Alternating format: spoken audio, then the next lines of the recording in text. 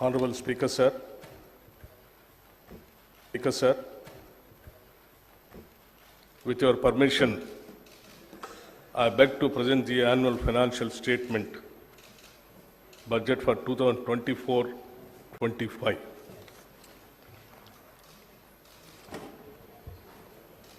గౌరవ అధ్యక్ష,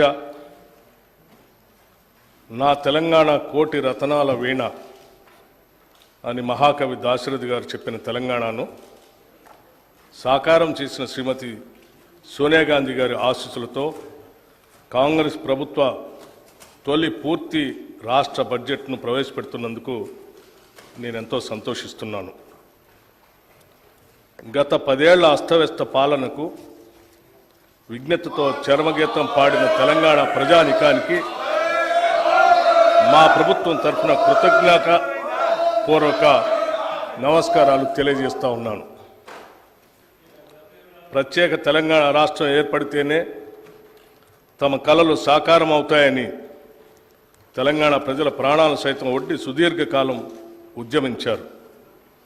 ఆ ఉద్యమాల తీవ్రత వెనుకనున్న తెలంగాణ ప్రజల ఆవేదనను గుర్తించి కాంగ్రెస్ నేతృత్వంలోని యూపీఏ ప్రభుత్వం తెలంగాణ ప్రజలకు ఒక ప్రత్యేక రాష్ట్రాన్ని ఏర్పాటు చేయాలని నిర్ణయించి దానికి సంబంధించిన అన్ని లాంఛనాలను పూర్తి చేసి స్వరాష్ట్రాన్ని సాకారం చేసింది. తెలంగాణ రాష్ట్రం ఏర్పడిన తర్వాత గత దశాబ్ద కాలంలో రాష్ట్ర పురోభివృద్ధి ఆశించిన మేరకు జరగలేదు. తెలంగాణ రాష్ట్రాన్ని బంగారు తెలంగాణగా మారుస్తామని ఒట్టి ఉత్తర కుమార ప్రగల్భాలు పలికిన గత ప్రభుత్వ పాలకులు అన్ని రంగాల్లో పూర్తిగా వైఫల్యం చెందారు. పురోభివృద్ధి అటుంచి రాష్ట్ర ప్రజల సంక్షేమం సన్నగిల్లింది, అభివృద్ధి అడుగంటింది, రాష్ట్రం అప్పుల పాలైంది. చిలికి చిలికి గాలివాన అయినట్లు రాష్ట్ర ఆవిర్భావ సమయానికి ఉన్న 75,577 కోట్ల రూపాయల అప్పు గత ఏడాది డిసెంబర్ నాటికి వామనావతారంలా పెరిగి 6,71,757 కోట్ల రూపాయలకు చేరింది. అంటే గత 10 సంవత్సరాల్లో తెలంగాణ రాష్ట్ర ప్రభుత్వ అప్పు దాదాపు 10 రెట్లు పెరిగింది. తదనుగుణంగా రాష్ట్ర అభివృద్ధి జరగలేదన్నది అక్షర సత్యం. ఉమ్మడి ఆంధ్రప్రదేశ్లో తెలంగాణ రాష్ట్రానికి రావాల్సిన నీళ్లు, నిధులు, నియామకాలు దక్కటం లేదన్న కారణంగా ఉద్యమించిన రాష్ట్ర ప్రజల ఆకాంక్షలు ఎంతవరకు నెరవేరాయి అన్న ప్రశ్నకు మనమంతా కలిసి సమాధానం చెప్పుకోవాల్సిన అవసరం ఉంది. తెలంగాణ వాటాగా వచ్చే నీళ్లను రాష్ట్ర ప్రజల సాగునీరు అవసరాలకు వినియోగించాలన్నది ప్రభుత్వ ప్రధాన సంకల్పం. అయితే గత దశాబ్ద కాలంలో పాలకులు తీసుకున్న తప్పుడు విధాన నిర్ణయాల కారణంగాను, నాణ్యత లేని పనుల కారణంగాను సాగునీటి ప్రాజెక్టులు ఆశించిన ఫలితాలను ఇవ్వలేకపోతున్నాయి. నీళ్లు ఏ కాలువల ద్వారా పారించాలన్న ధ్యేయంతో కాకుండా అవినీతి సొమ్మును ఏ కాలువల ద్వారా ప్రవహింపచేయాలన్న లక్ష్యంతో గత ప్రభుత్వం పనిచేయటం వల్ల రైతుల సాగునీటి సమస్యలు అపరిష్కృతంగానే మిగిలిపోయాయి. పర్యవసానంగా మన నీళ్లను మనం సమర్థవంతంగా వాడుకోలేని పరిస్థితి దాపురించింది. ఈ పరిస్థితి నుండి బయటపడే విధంగా తగిన దిద్దుబాటు చర్యలను చేపట్టడంతో పాటు మరింత మేలైన ప్రాజెక్టుల నిర్మాణం చేపట్టాలనే కృతనిశ్చయంతో ఈ ప్రభుత్వం ఉంది. ఇక నిధుల విషయానికి వస్తే గత ప్రభుత్వ కాలంలో ఆదాయం ద్వారా కానీ, అప్పుల ద్వారా కానీ, తదితర మార్గాల ద్వారా కానీ సమకూరిన నిధుల వ్యయానికి రాష్ట్ర పురోగతికి ఏమాత్రం పొంతలు లేని పరిస్థితి నెలకొంది. ఓ పక్క అప్పులు పెరగడంతో పాటు వేరొక పక్క బిల్లుల బకాయిలు భారీగా పెరిగిపోవటం వల్ల రాష్ట్ర ఆర్థిక పరిస్థితి ప్రమాద స్థాయికి చేరుకుంది. ప్రణాళికాబద్ధంగా నడపవలసిన రాష్ట్ర ఆర్థిక వ్యవస్థను ఒంటెద్దు పోకడలతో స్వంత జాగీరుల ఆర్థిక క్రమశిక్షణ ఏమాత్రం పాటించక గత ప్రభుత్వం చేసిన తప్పిదాల పర్యవసానం మేము ఈరోజు వారసత్వంగా అందుకున్నాం. రాష్ట్ర విభజన నాటికి ఎంతో సమృద్ధిగా ఆర్థికంగా పరిపుష్టిగా ఉన్న రాష్ట్రం నేడు అప్పుల కుప్పగా మారటం విచారకరం. కనీసం రాష్ట్ర ప్రభుత్వ ఉద్యోగుల వేతనాల చెల్లింపులకు, పెన్షన్ చెల్లింపులకు కటకటలాడి సరైన కాలంలో చెల్లించకపోవటం వారి ఆర్థిక క్రమశిక్షణ రాహిత్యానికి, ప్రజా సంక్షేమంపై నిర్లక్ష్యానికి మచ్చుతునక మాత్రమే.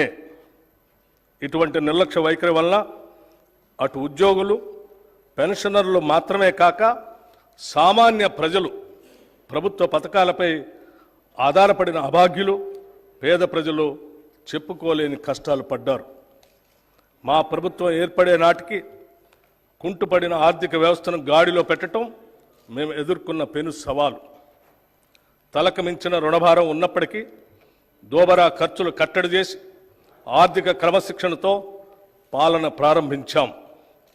తద్వారా ఉద్యోగులకు, పెన్షన్దారులకు సకాలంలో జీతాలు చెల్లించడానికి వెసులుబాటు కలిగింది. ఈ సంవత్సరం మార్చి నెల నుండి 3.69 లక్షల ప్రభుత్వ ఉద్యోగులకు, 2.87 లక్షల పెన్షన్దారులకు క్రమం తప్పకుండా ప్రతి నెల మొదటి తారీఖున జీతాలు, పెన్షన్లు చెల్లించడానికి మా ప్రభుత్వం చర్యలు తీసుకుంది. డిసెంబర్ 2023లో మా ప్రభుత్వం రాష్ట్ర ఆర్థిక స్థితిపై శ్వేతపత్రం విడుదల చేసే నాటికి 6,71,757 కోట్ల రూపాయల అప్పులు ఉన్నట్లు తేలింది. గత ప్రభుత్వం చేసిన అప్పులైనా ప్రభుత్వ పరంగా బాధ్యతతో వాటి తీర్చేందుకు అన్ని చర్యలకు శ్రీకారం చుట్టాం. మా ప్రభుత్వం ఏర్పడిన తర్వాత 35,118 కోట్ల రూపాయలు రుణాలు తీసుకోగా గత ప్రభుత్వం చేసిన రుణాలలో అసలు వడ్డీలతో కలిపి 42,892 కోట్ల రూపాయలు బకాయిల్ని చెల్లించాం. అంటే మా ప్రభుత్వం తీసుకున్న రుణాల కన్నా 7,774 కోట్ల రూపాయలు ఎక్కువగా రుణాలు ఈ కొద్ది నెలల్లోనే చెల్లించడం ద్వారా మా చిత్తశుద్ధి అర్థమవుతుంది. గత ప్రభుత్వం నిర్వాహకం వల్ల చివరికి అప్పులు కట్టడానికి కూడా అప్పులు తీసుకునే పరిస్థితికి రాష్ట్రం దిగజారింది. రాష్ట్ర ఆర్థిక పరిస్థితి ఎంత క్లిష్టంగా ఉన్నా సంక్షేమాన్ని మాత్రం మేము విస్మరించలేదు. డిసెంబర్ నుండి నేటి వరకు 34,579 కోట్ల రూపాయలు వివిధ పథకాలపై ఖర్చు చేశాం. ఈ పథకాల్లో ముఖ్యమైనవి మహిళలకు ఉచిత బస్సు ప్రయాణం, 200 యూనిట్ల ఉచిత కరెంట్, రైతు భరోసా, బియ్యంపై సబ్సిడీలు మరియు చేయూత. సంక్షేమంతో పాటు మూలధన వ్యయానికి, క్యాపిటల్ ఎక్స్పెండిచర్ కూడా అదనంగా 19,456 కోట్ల రూపాయలు ఖర్చు చేశాం. తెలంగాణ రాష్ట్రం ఏర్పడిన 10 ఏళ్ల తర్వాత వాస్తవానికి దగ్గరగా ప్రణాళికాబద్ధమైన బడ్జెట్ను తొలిసారిగా మా ప్రభుత్వం 2024 ఫిబ్రవరి 10న శాసనసభలో ప్రవేశపెట్టడం జరిగింది. గత దశాబ్ద కాలంలో నియామకాల విషయానికి వస్తే రాష్ట్ర నిరుద్యోగ యువత కన్న కలలు కలలైపోయాయి. కొత్త ఉద్యోగాలు సృష్టించమనే మాట ఉంచితే ఉన్న ఉద్యోగాల నియామక ప్రక్రియల్లో గత ప్రభుత్వం చూపించిన అలసత్వం, నిర్లక్ష్యం కారణంగా నిరుద్యోగ యువత ఆశలు అడుగంటిపోయాయి. తాము చేపట్టిన అరకొర ఉద్యోగాల నియామక ప్రక్రియలో చోటు చేసుకున్న అక్రమాలు, పేపర్ లీకేజీలు, అసమర్థ పరీక్షా నిర్వహణ వల్ల అర్హులైన యువతకు ఉద్యోగాలు రాని పరిస్థితి దాపురించింది. ప్రభుత్వ మరియు ప్రభుత్వ రంగ సంస్థల్లో కొత్త ఉద్యోగాలు సృష్టించడానికి ఉద్యోగ నియామక ప్రక్రియలో పారదర్శకంగా పనిచేయటానికి తగిన చర్యలు మా ప్రభుత్వం తీసుకుంటుంది. తెలంగాణ పబ్లిక్ సర్వీస్ కమిషన్ సంస్థను సమూలంగా ప్రక్షాళన చేసి వారికి కావలసిన నిధులను మరియు మౌలిక వసతులను సమకూర్చాం. పోలీసు, వైద్య మరియు ఇతర రంగాల్లో ఇప్పటికే 31,768 ఉద్యోగ నియామక పత్రాలని అందజేశాం. ఉద్యోగ నియామక ప్రక్రియల్లో ఇదివరకు చోటు చేసుకున్న అవకతవకలను సరిదిద్ది నియామక ప్రణాళిక క్యాలెండర్ను త్వరలోనే ప్రకటిస్తాం. గత ప్రభుత్వ వైఫల్యాలను గమనించిన రాష్ట్ర ప్రజలు మార్పును కోరి ఇందిరమ్మ రాజ్యం కోసం కాంగ్రెస్ పార్టీకి అధికారం ఇచ్చారు. తత్ఫలితంగా గౌరవనీయులు శ్రీ రేవంత్ రెడ్డి గారి నేతృత్వంలో కాంగ్రెస్ పార్టీ ప్రభుత్వాన్ని ఏర్పరిచింది. ప్రజల ఆకాంక్షలతో కాంగ్రెస్ పార్టీ ఆశయాలను సమన్వయపరిచి ఎన్నికల ముందు మేము ఇచ్చిన హామీలను, అభివృద్ధి కార్యక్రమాలను అమలుపరచాలనే దృఢదీక్షతో ప్రభుత్వాన్ని ఏర్పాటు చేశాం. మేము ఇచ్చిన హామీలు ఎన్నికల్లో ఏదో విధంగా గెలవాలనే ఉద్దేశంతో ఇచ్చినవి కావు. ప్రజల గుండె చప్పళ్లకు స్పందించి రూపొందించినవే.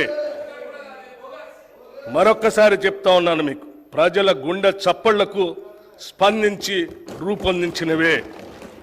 మా హామీలు అలివి కానివని ప్రతిపక్షాలు పదే పదే విమర్శలు చేస్తుండటం గమనార్హం.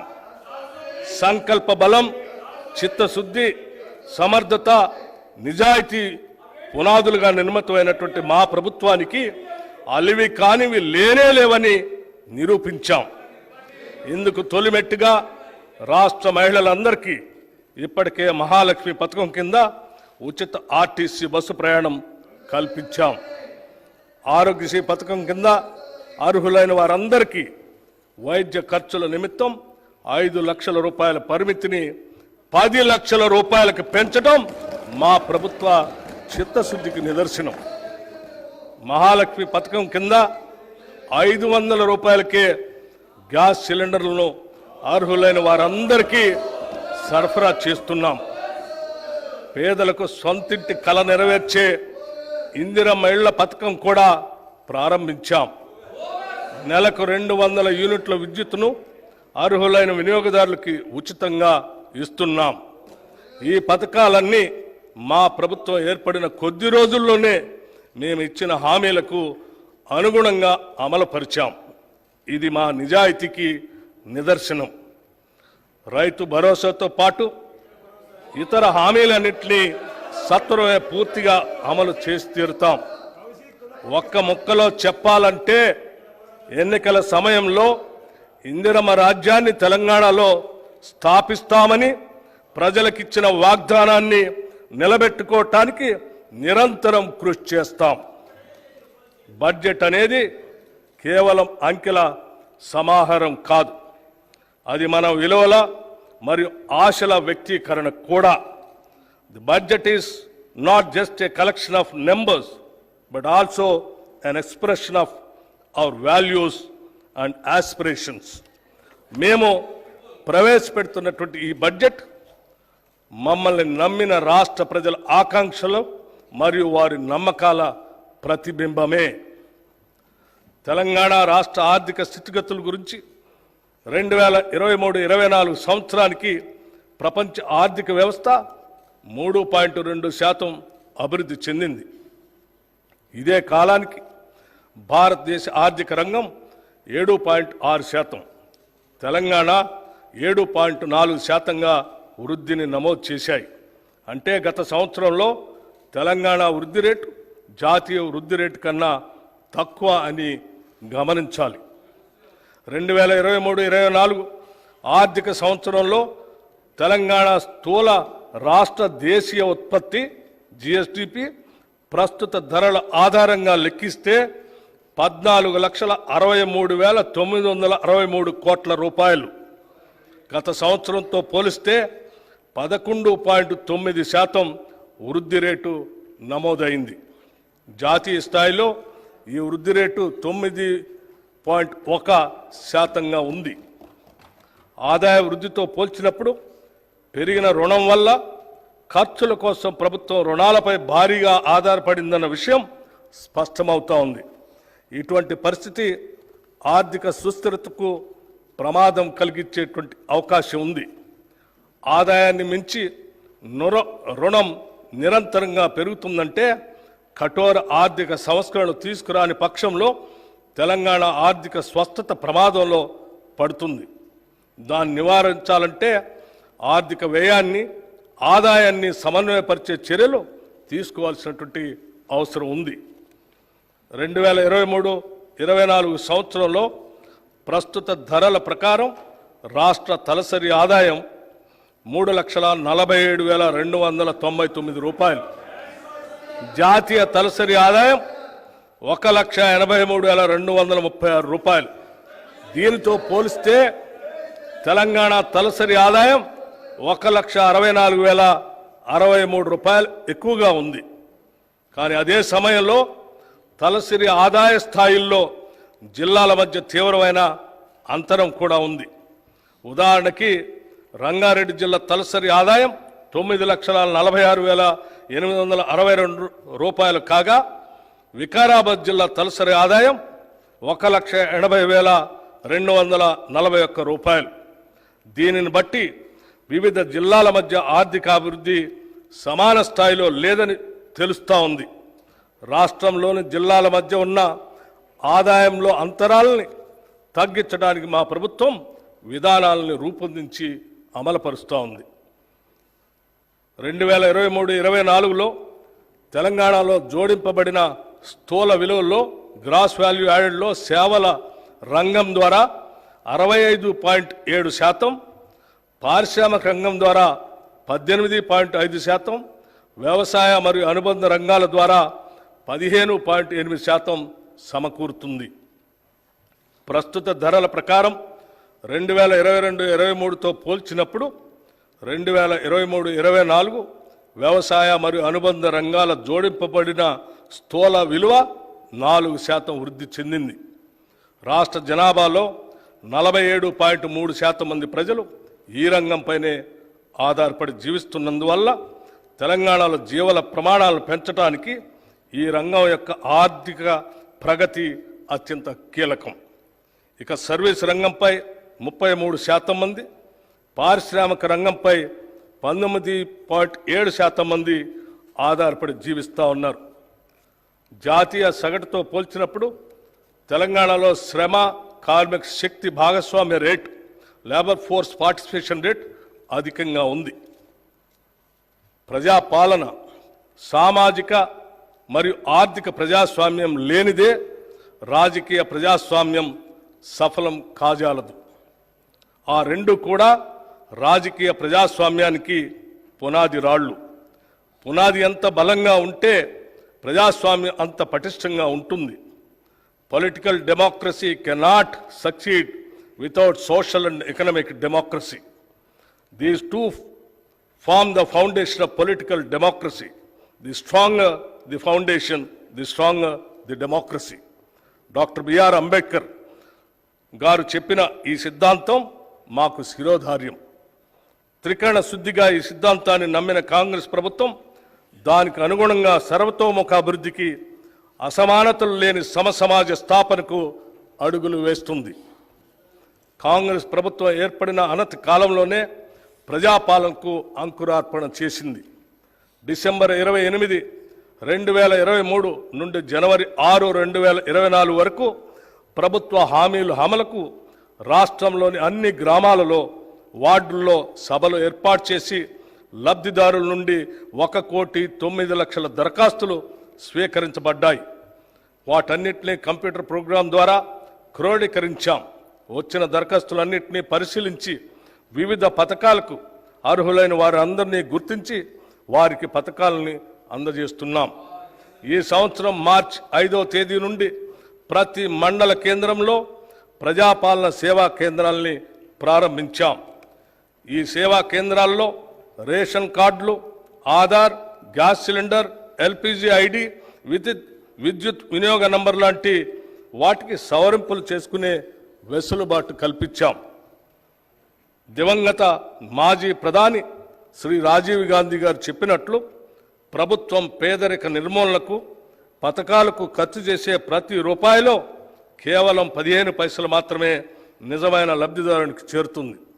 ప్రభుత్వ పథకాలు పాలనా ఫలితాలు అర్హులకు సరిగా అందనప్పుడు వారు నిరాశ నిస్పృహలకు లోనవుతారు. అలాంటి వారు తమ గళమెప్పి సమస్యలను ఎక్కడ చెప్పుకోవాలో ఎలా పరిష్కరించాలో తెలియని దిక్కుదోచని తీర్చులో ఉంటారు. అటువంటి వారి సమస్యలు వెనువెంటనే ప్రభుత్వ దృష్టికి తీసుకొచ్చి పరిష్కరించే సౌలభ్యం రాష్ట్ర స్థాయి ప్రజావాణి ద్వారా తీసుకువచ్చాం. గతంలో సామాన్యులకు దుర్భేద్యమైన ప్రగతి భవన్ ముళ్ల కంచెలు తొలగించి తలుపులు తెరిచి మహాత్మా జ్యోతిబా పూలే ప్రజాభవన్గా మార్చాం. అక్కడే వారానికి 2 రోజులు ప్రజావాణి నిర్వహిస్తూ సామాన్య ప్రజల విశ్వసనీయతను చూరగొన్నాం. ప్రజల నుంచి అందుకున్న ప్రతి అర్జీకి రసీదు ఇస్తున్నాం. అర్జీలన్నింటినీ ఒక పోర్టల్ ద్వారా సంబంధిత అధికారులకు వాటిని పరిష్కరించేందుకు వెంటనే పంపడం జరుగుతుంది. ఈ ప్రజావాణి సక్రమ నిర్వహణకు ఒక ప్రత్యేక ఐఏఎస్ అధికారిని కూడా నియమించాం. ఏ పని అయినా ఆగవచ్చు, కానీ వ్యవసాయం ఆగదు. Everything can wait but not agriculture. మన దేశ తొలి ప్రధాని జవహర్లాల్ నెహ్రూ గారు చెప్పిన ఈ మాటలను మేము బలంగా విశ్వసిస్తున్నాం మరియు ఆచరిస్తున్నాం. ఎండకు ఎండుతూ వానకు తడుస్తూ ఆరుగాలం శ్రమిస్తూ దేశ ఆర్థికాభివృద్ధికి దోహదపడే శ్రమజీవి రైతు. అప్పులు చేసైనా ఆహారం అందించాలన్న తపోదీక్ష రైతన్నది. ఆహార భద్రత కల్పిస్తూ సమాజాన్ని ఆదుకునే రైతన్నకు భరోసా కల్పించడం ప్రభుత్వ కనీస బాధ్యత. వ్యవసాయ రంగంలో అభివృద్ధి సాధించాలంటే రైతన్నలకు తగిన ప్రోత్సాహకాలని కల్పించాలి. రైతుకి ఇచ్చే చేయూత 2 విధాలుగా ఉండాలి. మొదటిది వారికి పెట్టుబడి సమస్యలు లేకుండా చూడటం, రెండవది వారు పండించిన పంటకు భద్రత కల్పిస్తూ వ్యవసాయ ఉత్పత్తులకు తగిన గిట్టుబాటు ధరలు దక్కేలా చూడటం. It always seems impossible until it's done. పెద్దలు నెల్సన్ మండేలా గారు చెప్పిన ఈ అంశాన్ని మేము ప్రతి సందర్భంలో రుణమాఫీ ఏదైనా పని జరిగే వరకు అది అసాధ్యంగా గోచరిస్తుందని నెల్సన్ మండేలా గారు చెప్పిన ఈ మాటలు కాంగ్రెస్ ప్రభుత్వ రుణమాఫీ హామీకి అక్షరాల వర్తిస్తాయి. రైతులకు 2 లక్షల రుణమాఫీ అనేది మా కాంగ్రెస్ ప్రభుత్వం ఇచ్చిన హామీలలో అత్యంత ప్రధానమైనది. ఎంతో సాహసోపేతంగా మా నాయకులు శ్రీ రాహుల్ గాంధీ గారు వరంగల్ రైతు డిక్లరేషన్లో రైతులకు 2 లక్షల రూపాయల రుణమాఫీ చేస్తామని ప్రకటించారు. ఈ రుణమాఫీకి అవసరమైన నిధులు ఎలాగైనా సమీకరించాలనే సంకల్ప బలం మాకు మొదటి నుంచి ఉంది.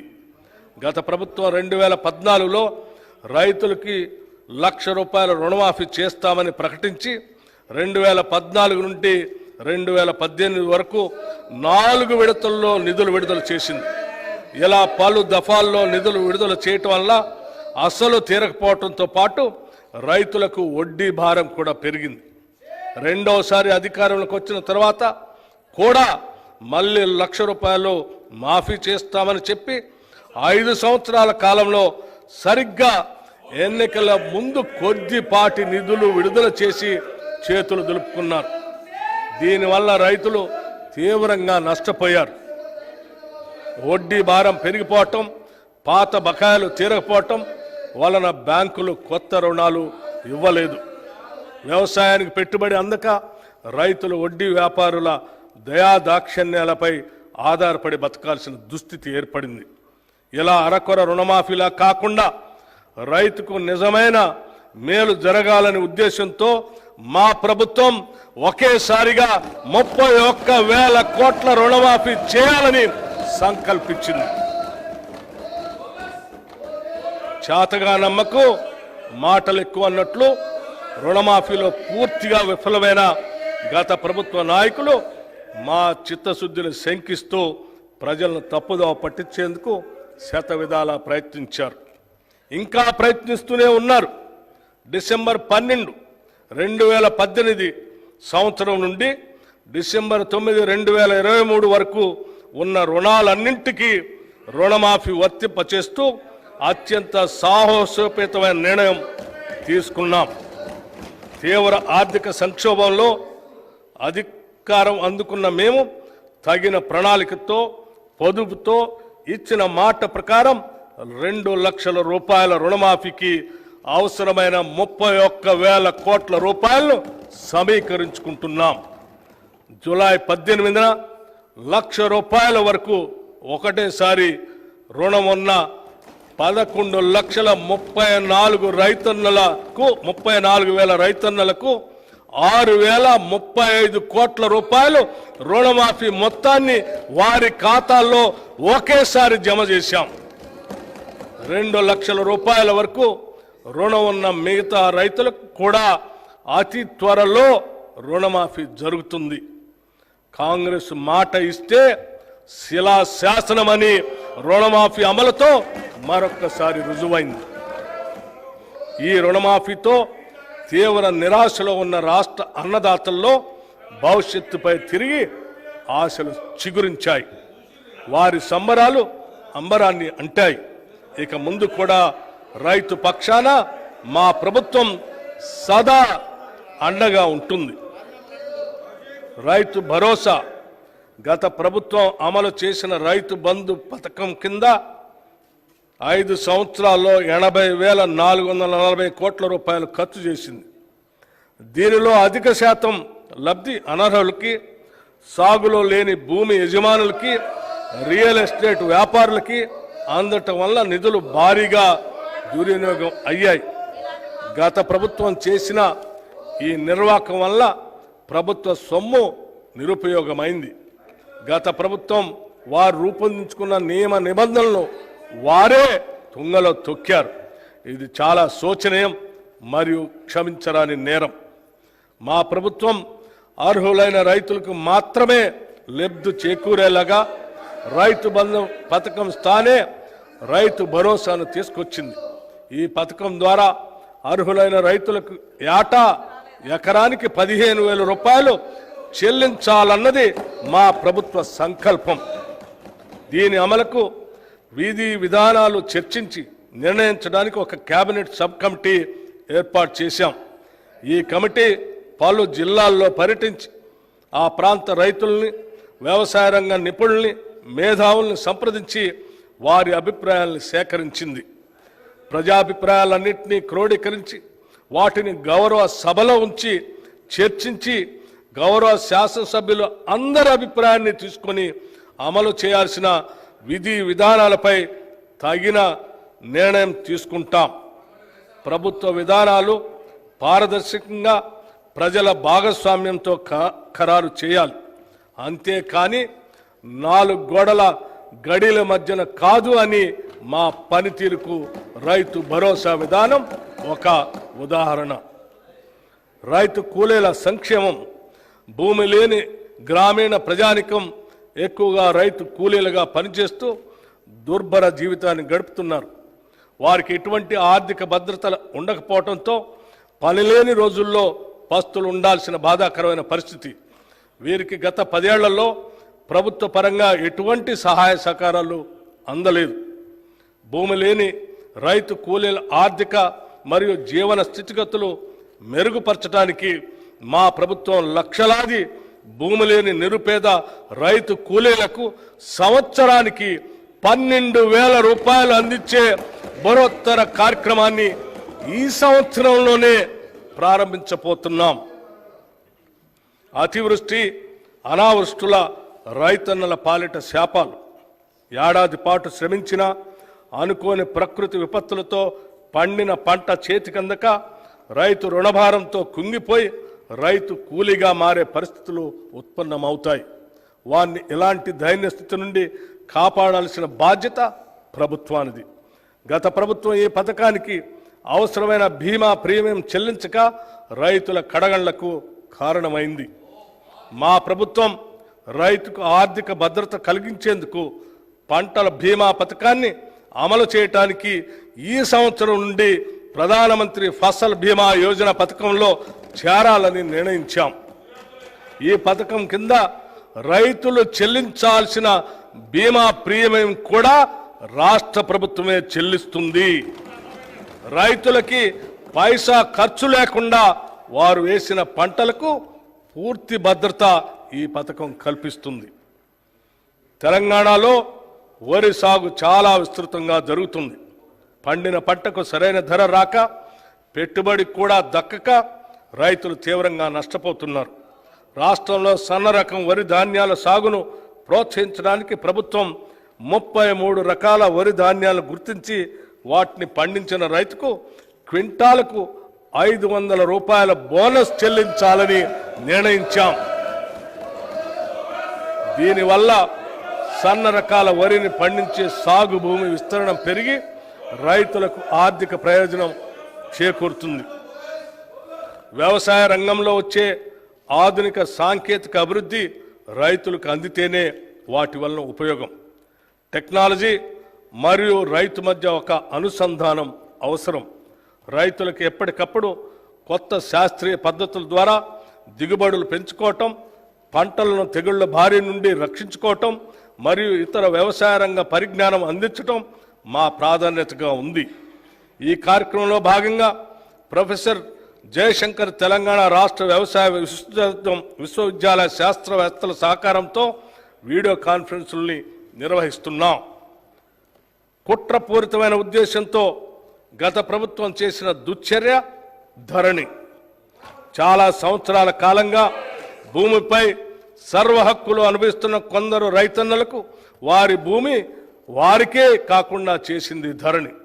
తరతరాలుగా తమ యాజమాన్యంలో ఉన్న భూముల్ని ధరణి పోర్టల్లో నమోదు చేసే సమయంలో జరిగిన లోపాలు, అక్రమాలు, అవకతవకల వల్ల లక్షలాది రైతులు తీవ్రమైన మనోవేదనకి గురయ్యారు. ఆ పొరపాట్లను సరిదిద్దేందుకు ప్రభుత్వ కార్యాలయాల చుట్టూ తిరిగి వేసారిపోయారు. గత ప్రభుత్వం చేసిన తప్పులతో ఎంతోమంది వారి భూముల్ని అమ్ముకోలేక పెళ్లిళ్లకు, పిల్లల చదువులకు మరియు కుటుంబ అవసరాలు తీర్చుకోవటానికి నానా అగచాట్లు పడ్డారు. లోపభూయిష్టమైన ధరణి నిర్వహణ వల్ల చాలామంది రైతులకి అందవలసిన రైతు బంధు, రైతు బీమా వంటి ప్రభుత్వ పథకాలు కూడా అందక నష్టపోయారు. సాక్షాత్తు తెలంగాణ హైకోర్టు కూడా ధరణి పోర్టల్లోని ఎన్నో లోపాలని ఎత్తి చూపింది. ప్రజలకు ఇచ్చిన హామీ మేరకు మా ప్రభుత్వం ఏర్పడిన తర్వాత జనవరి 2024లో ధరణి పోర్టల్ అమలు కారణంగా వచ్చిన సమస్యల్ని అధ్యయనం చేయడానికి ఒక కమిటీని నియమించింది. ఆ కమిటీ సూచనల మేరకు మొదటి దశలో పెండింగ్లో ఉన్న దరఖాస్తులను పరిశీలించి పరిష్కరించడానికి స్పెషల్ డ్రైవ్ను ఈ సంవత్సరం మార్చి 1 నుండి మార్చి 15 వరకు జిల్లా కలెక్టర్ల ఆధ్వర్యంలో చేపట్టాం. మార్చి 1, 2024 నాటికి 2,26,740 దరఖాస్తులు పెండింగ్లో ఉండగా 1,22,774 కొత్త దరఖాస్తులు వచ్చాయి. మొత్తంగా ఉన్న 3,49,514 దరఖాస్తుల్లో మార్చి 1 నుండి నేటి వరకు 1,79,143 దరఖాస్తుల్ని పరిష్కరించాం. నేటికి ధరణిలో 35 లావాదేవీలకు సంబంధించిన మాడ్యూల్ని, 10 సమాచార మాడ్యూల్ని అందుబాటులోకి తీసుకురావడం జరిగింది. ఈ మాడ్యూళ్ల వల్ల క్షేత్రస్థాయిలో ఎదురవుతున్న ఇబ్బందులకు కొంతవరకు పరిష్కారం లభిస్తుంది. మేము ధరణి సమస్యల పరిష్కార పురోగతిని ఎప్పటికప్పుడు కలెక్టర్లతో సమీక్షిస్తున్నాం. ధరణి కమిటీ పూర్తి అధ్యయనం అయిన తర్వాత శాశ్వత పరిష్కార దిశగా తగిన చర్యలు తీసుకుంటాం. మన రాష్ట్ర జనాభాలో 47.3% ప్రజలు వ్యవసాయంపై ఆధారపడి జీవనోపాధి పొందుతున్నారు. కానీ మన రాష్ట్ర ఆర్థిక రంగంలో వ్యవసాయ మరియు సంబంధిత రంగాల వాటా 15.8% మాత్రమే. ఈ రంగం యొక్క వాటా పెరిగినప్పుడు రైతుల ఆర్థిక పరిపుష్టికి దారితీస్తుంది. అందుకే మా ప్రభుత్వం రైతుకు అవసరమైన అన్ని విధాల చేయూత అందిస్తుంది. ఇప్పటి వరకు ఏ ప్రభుత్వం చేయనంత సాహసం మేము ఈ బడ్జెట్లో చేస్తున్నాం. మొత్తం ప్రతిపాదిత బడ్జెట్లో సింహభాగం అంటే 72,659 కోట్ల రూపాయలు వ్యవసాయ రంగానికి ప్రతిపాదిస్తున్నాం. ఇది రైతుల తలరాతలు మార్చే ఒక చారిత్రాత్మక నిర్ణయం. భారతదేశ చరిత్రలో వ్యవసాయ రంగానికి ఇది ఒక మైలురాయి. హార్టికల్చర్, ఆయిల్ పామ్ సాగు తెలంగాణలో 12.12 లక్షల ఎకరాల్లో ఉద్యాన పంటల సాగు ద్వారా 53.06 లక్షల మెట్రిక్ టన్నుల ఉత్పత్తి జరుగుతూ ఉంది. రాష్ట్రంలో ఆయిల్ పామ్ సాగును ప్రోత్సహించేందుకు oil palm area expansion under national mission on edible oils పథకం కింద ఆయిల్ పామ్ సాగు రైతులకి అవసరమైన సహాయం అందిస్తాం. 2024-25లో రాష్ట్రంలో 1 లక్ష ఎకరాల ఆయిల్ పామ్ సాగు చేసేలాగా లక్ష్యంగా పెట్టుకున్నాం.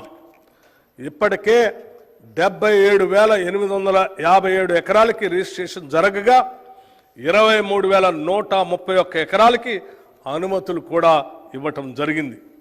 వచ్చిన మొత్తం రిజిస్ట్రేషన్లకి ఈ నెలలోనే ప్లాంటేషన్ మరియు డ్రిప్ అనుమతులు కూడా ఇవ్వాలని లక్ష్యంగా పెట్టుకున్నాం. నాణ్యమైన విత్తనాలు లభిస్తేనే రైతుకు సరైన దిగుబడి వస్తుంది. గత ప్రభుత్వ పాలనలో రాష్ట్ర రైతాంగం నకిలీ విత్తనాల వల్ల పూర్తిగా నష్టపోయారు. రైతాంగం అప్పులు తెచ్చి పెట్టిన పెట్టుబడి నకిలీ విత్తనాల కారణంగా మొత్తం వృధా అవుతుంది. మా ప్రభుత్వం నకిలీ విత్తనాలను అరికట్టేందుకు కృత నిశ్చయంతో ఉంది. నకిలీ విత్తనాలను అరికడుతూ నాణ్యమైన విత్తనాలు రైతులకు అందించే దిశగా చర్యలు తీసుకుంటున్నాం. రైతులకు నష్టం జరిగే ఎటువంటి చర్యలను మా ప్రభుత్వం సహించదు. హార్టికల్చర్కు బడ్జెట్లో 737 కోట్ల రూపాయలు ప్రతిపాదిస్తున్నాం. పశుసంవర్ధక శాఖ పాడి పశువుల పెంపకం గ్రామీణ ప్రజానికానికి ఎంతో ఆర్థిక పుష్టిని ఇస్తుంది.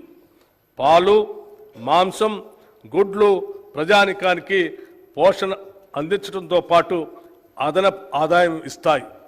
ఇతర అనుబంధ రంగాలైన చేపలు, గొర్రెలు, కోళ్ల పెంపకం ఎంతో మందికి జీవనోపాధి కల్పిస్తాయి.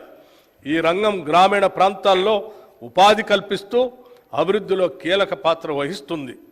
పాల ఉత్పత్తి రంగంలో 62% వాటా చిన్న సన్నకారు మరియు భూమి లేని పేదలదే. వారు రాష్ట్రంలోని పశు సంపదలో 70% వాటా పొంది ఉన్నారు. ఈ రంగంలో రాష్ట్రం 326.39 లక్షల పశు సంపదతో దేశంలో 8వ స్థానంలో ఉంది. పశు సంవర్ధక రంగానికి ఈ బడ్జెట్లో 1,980 కోట్ల రూపాయలు ప్రతిపాదిస్తున్నాము.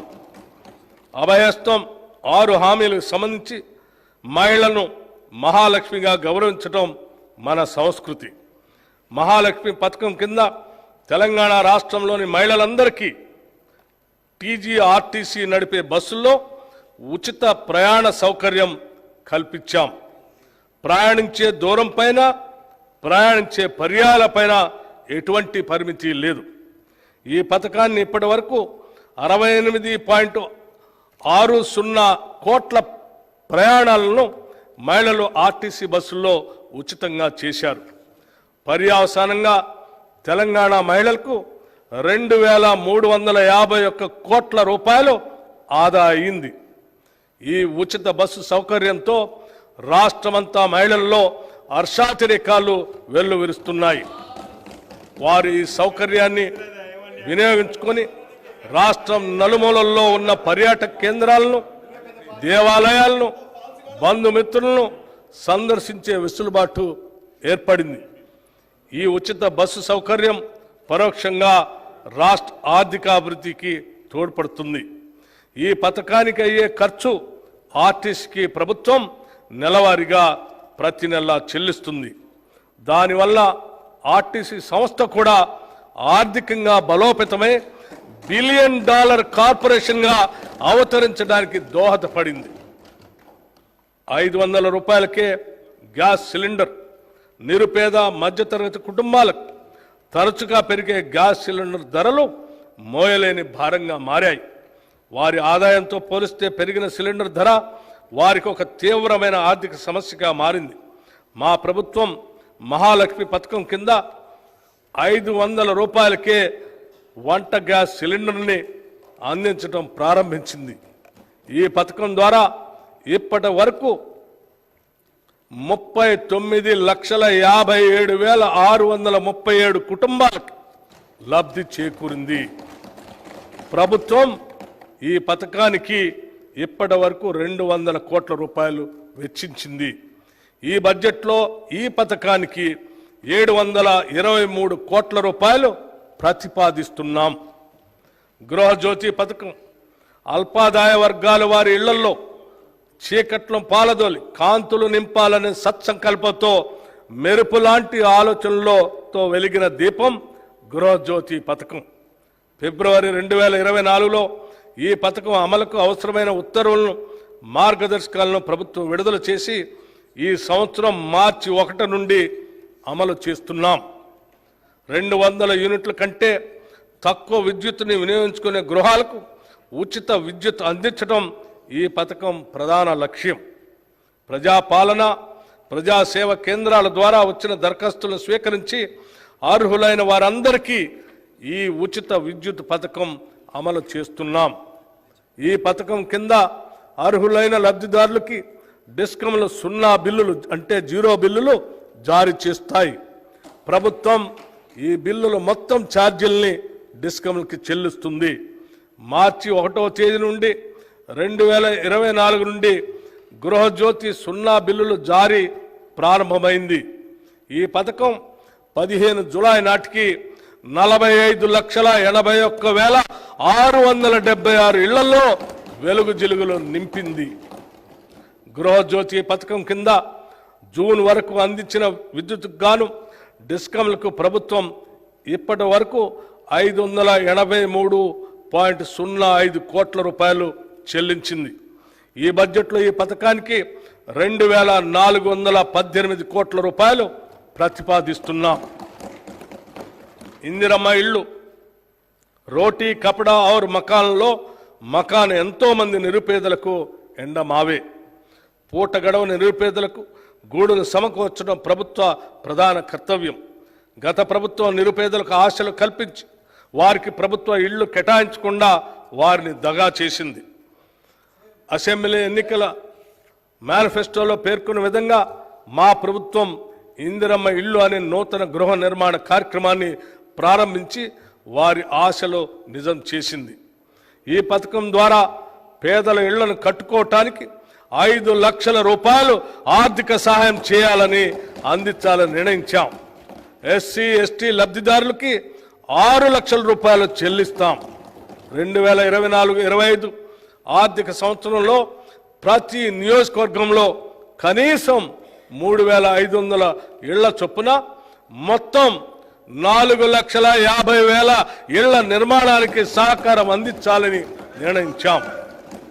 ఈ పథకం కింద నిర్మించే ఇళ్లు కనీసం 400 చదరపు అడుగుల విస్తీర్ణంతో ఆర్సీసీ కప్పుతో వంటగది టాయిలెట్ సౌకర్యం కలిగి ఉంటాయి. 2 పడక గదుల ఇళ్ల పథకం కింద పూర్తయిన ఇళ్లను త్వరలోనే కేటాయిస్తాం. పూర్తి కాని ఇళ్లను సత్వరమే పూర్తి చేసి మౌలిక వసతులు కల్పించి అర్హులకు అందజేస్తాం. ఈ గృహ నిర్మాణ పథకాలు పేద బడుగు వర్గాల సొంత ఇంటి కలను సాకారం చేసి వారి జీవన ప్రమాణాన్ని పెంచడానికి ఇదోతకంగా తోడ్పడుతుంది. ప్రజా పంపిణీ వ్యవస్థ మన దేశంలోని నిరుపేదలు తమ కడుపు నింపుకునేందుకు ప్రభుత్వ ప్రజా పంపిణీ వ్యవస్థ ద్వారా అందించే బియ్యం మరియు నిత్యావసర వస్తువులపై ఆధారపడి ఉంటారు. మన దేశంలో ఉన్న ప్రజా పంపిణీ వ్యవస్థ ప్రపంచంలోనే పెద్దది. అందుకే మన రాష్ట్రంలో గాడి తప్పిన ఈ వ్యవస్థను గాడిలో పెట్టేందుకు తగు చర్యలు తీసుకుంటున్నాం. ధాన్య సేకరణ కట్టుదిట్టంగా అమలు చేస్తున్నాం. వేసవి తీవ్రతను దృష్టిలో ఉంచుకొని రైతుల సౌకర్యార్థం 2024 రబీ సీజన్లో ధాన్యం సేకరణ కేంద్రాలను 7,178కి పెంచడం జరిగింది. 2023-24 రబీ సీజన్కు ముందు జాగ్రత్త చర్యగా రైతులకు సహాయపడేందుకు ఈ సంవత్సరం మార్చి 25 నాటికే ధాన్యం సేకరణ కేంద్రాలని నెలకొల్పాం. వర్ష సూచనను, వాతావరణ పరిస్థితులను ధాన్యం సేకరణ కేంద్రాలకు గంట గంటకు తెలియజేసే వాతావరణ యాప్ను అభివృద్ధి చేసి రైతులకు అప్రమత్తం చేస్తూ పంట నష్టాన్ని నివారించడానికి ప్రయత్నిస్తున్నాం. గత ప్రభుత్వ హయాంలో రైతుల నుండి కొనుగోలు చేసిన ధాన్యానికి సకాలంలో చెల్లింపులు జరిగేవి కాదు. కానీ మేము ఈ చెల్లింపులు కేవలం 48 గంటల్లోనే చేస్తున్నాం. దానివల్ల రైతుకి పైకం వెంటనే చేతికొచ్చి అక్రమాలకి అడ్డుకళ్ళం పడుతుంది. ఇప్పటి వరకు 10,556 కోట్ల రూపాయలు రైతుల ఖాతాల్లోకి జమ చేయటం జరిగింది. 2010-11 నుండి 2022-23 సంవత్సరాల మధ్య సుమారు 1000 మంది మిల్లర్లు ప్రభుత్వానికి దాదాపు 3,000 కోట్లు బకాయి పడ్డారు. ప్రభుత్వానికి ఇవ్వాల్సిన బియ్యం ఇవ్వకుండా ప్రజాధనంతో ఎంతో మంది మిల్లర్లు వ్యాపారం చేస్తూ కోట్లు గడించారు. ఇది అందరి కళ్ళ ముందే జరుగుతున్నా కూడా గత ప్రభుత్వం ఎప్పుడూ దీన్ని అరికడదామనే ఆలోచన చేయలేదు. సరికదా, వారిపై ఎటువంటి కఠిన చర్యలు తీసుకోకుండా పరోక్షంగా కాపాడింది. ఈ విషయంలో జరుగుతున్న అవకతవకలను గుర్తించి వెంటనే దిద్దుబాటు చర్యలు తీసుకున్నాం. గత 6 నెలలుగా విజిలెన్స్ విభాగం మిల్లర్లపై దాడులు చేస్తూ బకాయిలు రాబట్టింది. ప్రభుత్వ కృషి వల్ల గత 6 నెలల్లో బకాయి పడ్డ కస్టమ్ మిల్లర్స్ నుంచి 450 కోట్లు వసూలు చేశాం. 509 కోట్ల బకాయిలు వసూలు చేయడానికి 60 మిల్లులపై రెవెన్యూ రికవరీ చట్టం ప్రయోగించాం. గత 6 నెలల నిరంతర పర్యవేక్షణ చర్యల వల్ల ఎఫ్సిఐకి డెలివరీలు వేగవంతమై 36 లక్షల మెట్రిక్ టన్నుల ధాన్యం ఇచ్చాం. చిరకాలంగా పేరుకుపోయిన సమస్యలపై దృష్టి సారించి కేంద్ర ప్రభుత్వంలో ఫుడ్ కార్పొరేషన్ ఆఫ్ ఇండియాతోనూ వ్యవహరించడానికి కొత్త వ్యూహాలను అనుసరించాం. గత 3 నెలల్లో ఈ విధానం ద్వారా కేంద్ర ప్రభుత్వం ఎఫ్సిఐ నుండి 3,561.64 కోట్ల రూపాయలని సాధించుకోగలిగాం. అలాగే 1,323.86 కోట్ల రూపాయల బకాయి పడ్డ రుణాన్ని కూడా తగ్గించుకోగలిగాం. మేము మొదలుపెట్టిన ఈ ప్రయత్నాల వల్ల పౌర సరఫరా శాఖ సేవలు ఇప్పటికే ఎంతో మెరుగయ్యాయి. ప్రజా పంపిణీకి ఈ బడ్జెట్లో 3,836 కోట్ల రూపాయలు ప్రతిపాదిస్తున్నాం. పంచాయతీరాజ్ గ్రామీణ అభివృద్ధికి సంబంధించి మహాత్మా గాంధీ పేర్కొన్న విధంగా భారతదేశ ఆత్మ దాని గ్రామాల్లో కనిపిస్తుంది. కానీ గత దశాబ్ద కాలంలో ప్రభుత్వ నిర్లక్ష్యం వల్ల స్థానిక సంస్థలు నిర్వీర్యమైపోయాయి. కేవలం కొత్త గ్రామ పంచాయతీలు ఏర్పరిచి వాటికి ఎటువంటి ఆర్థిక వనరులు కల్పించకపోవడంతో ఆ గ్రామాల్లో కనీస మౌలిక సదుపాయాలు లేక అభివృద్ధికి నోచుకోలేదు. గ్రామ స్వరాజ్యానికై నిరంతరం కృషి చేసి గ్రామీణ అభివృద్ధికి జవసత్వాలు నింపిన శ్రీమతి ఇందిరాగాంధీ, శ్రీ రాజీవ్ గాంధీ చూపిన బాటలోనే నడవాలని మా ప్రభుత్వ సంకల్పం. ప్రతి గ్రామాన్ని సమగ్రాభివృద్ధి కేంద్రంగా మలచాలన్నది లక్ష్యం. గ్రామాల్లో స్థానిక స్వపరిపాలన సజావుగా సాగే విధంగా ప్రభుత్వం చర్యలు చేపట్టింది. పక్కా రోడ్లు లేని మారుమూల గ్రామాలకు మరియు నివాస ప్రాంతాలకు రోడ్డు నిర్మాణాన్ని చేపడతాం. గత ప్రభుత్వం ఎన్నో కోట్ల వ్యయంతో మిషన్ భగీరథను చేపట్టింది. విధాన నిర్ణయాల్లో అమల్లో చోటు చేసుకున్న లోపాల వల్ల పైప్ లైన్లకు, స్టోరేజ్ ట్యాంకులకు, పంపింగ్లకు సంబంధించిన సమస్యలు అనేకం తలెత్తాయి.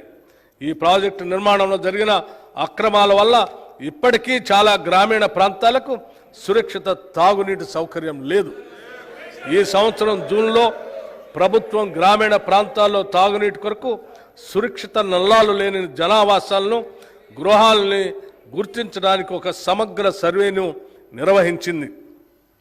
ఈ సర్వేలో లక్షలాది గృహాలకు నల్లా కలెక్షన్ లేవని గుర్తించారు. ఈ సర్వే ఫలితాలతో మిషన్ భగీరథ గురించి గత పాలకులు చెప్పిన గొప్పలో భ్రమలే అని రుజువైంది. మిషన్ భగీరథలో బయటపడ్డ లోపాలను సవరించి రాష్ట్రంలో 100% గృహాలకి సురక్షిత తాగునీరు అందించేందుకు కృషి చేస్తున్నాం. మా ప్రభుత్వం ఏర్పాటు తర్వాత తాగునీటి సమస్యను ఎదుర్కోవటానికి పలు ముందస్తు చర్యలు చేపట్టింది. ఈ ఏడాది ఫిబ్రవరిలోనే వేసవి తీవ్రతను పసిగట్టి ప్రత్యేక అభివృద్ధి నిధి నుండి, గ్రామ పంచాయతీ నిధి నుండి మరియు 15వ ఆర్థిక సంఘం కేటాయింపుల నుండి తగినంత మొత్తాన్ని సేకరించి తాగునీటి ఎద్దడిని సమర్థవంతంగా పరిష్కరించగలిగాం. కర్ణాటక రాష్ట్రాన్ని సంప్రదించి నారాయణపూర్ డ్యామ్ నుండి 2 టీఎంసీల నీటిని రాబట్టుకోగలిగాం.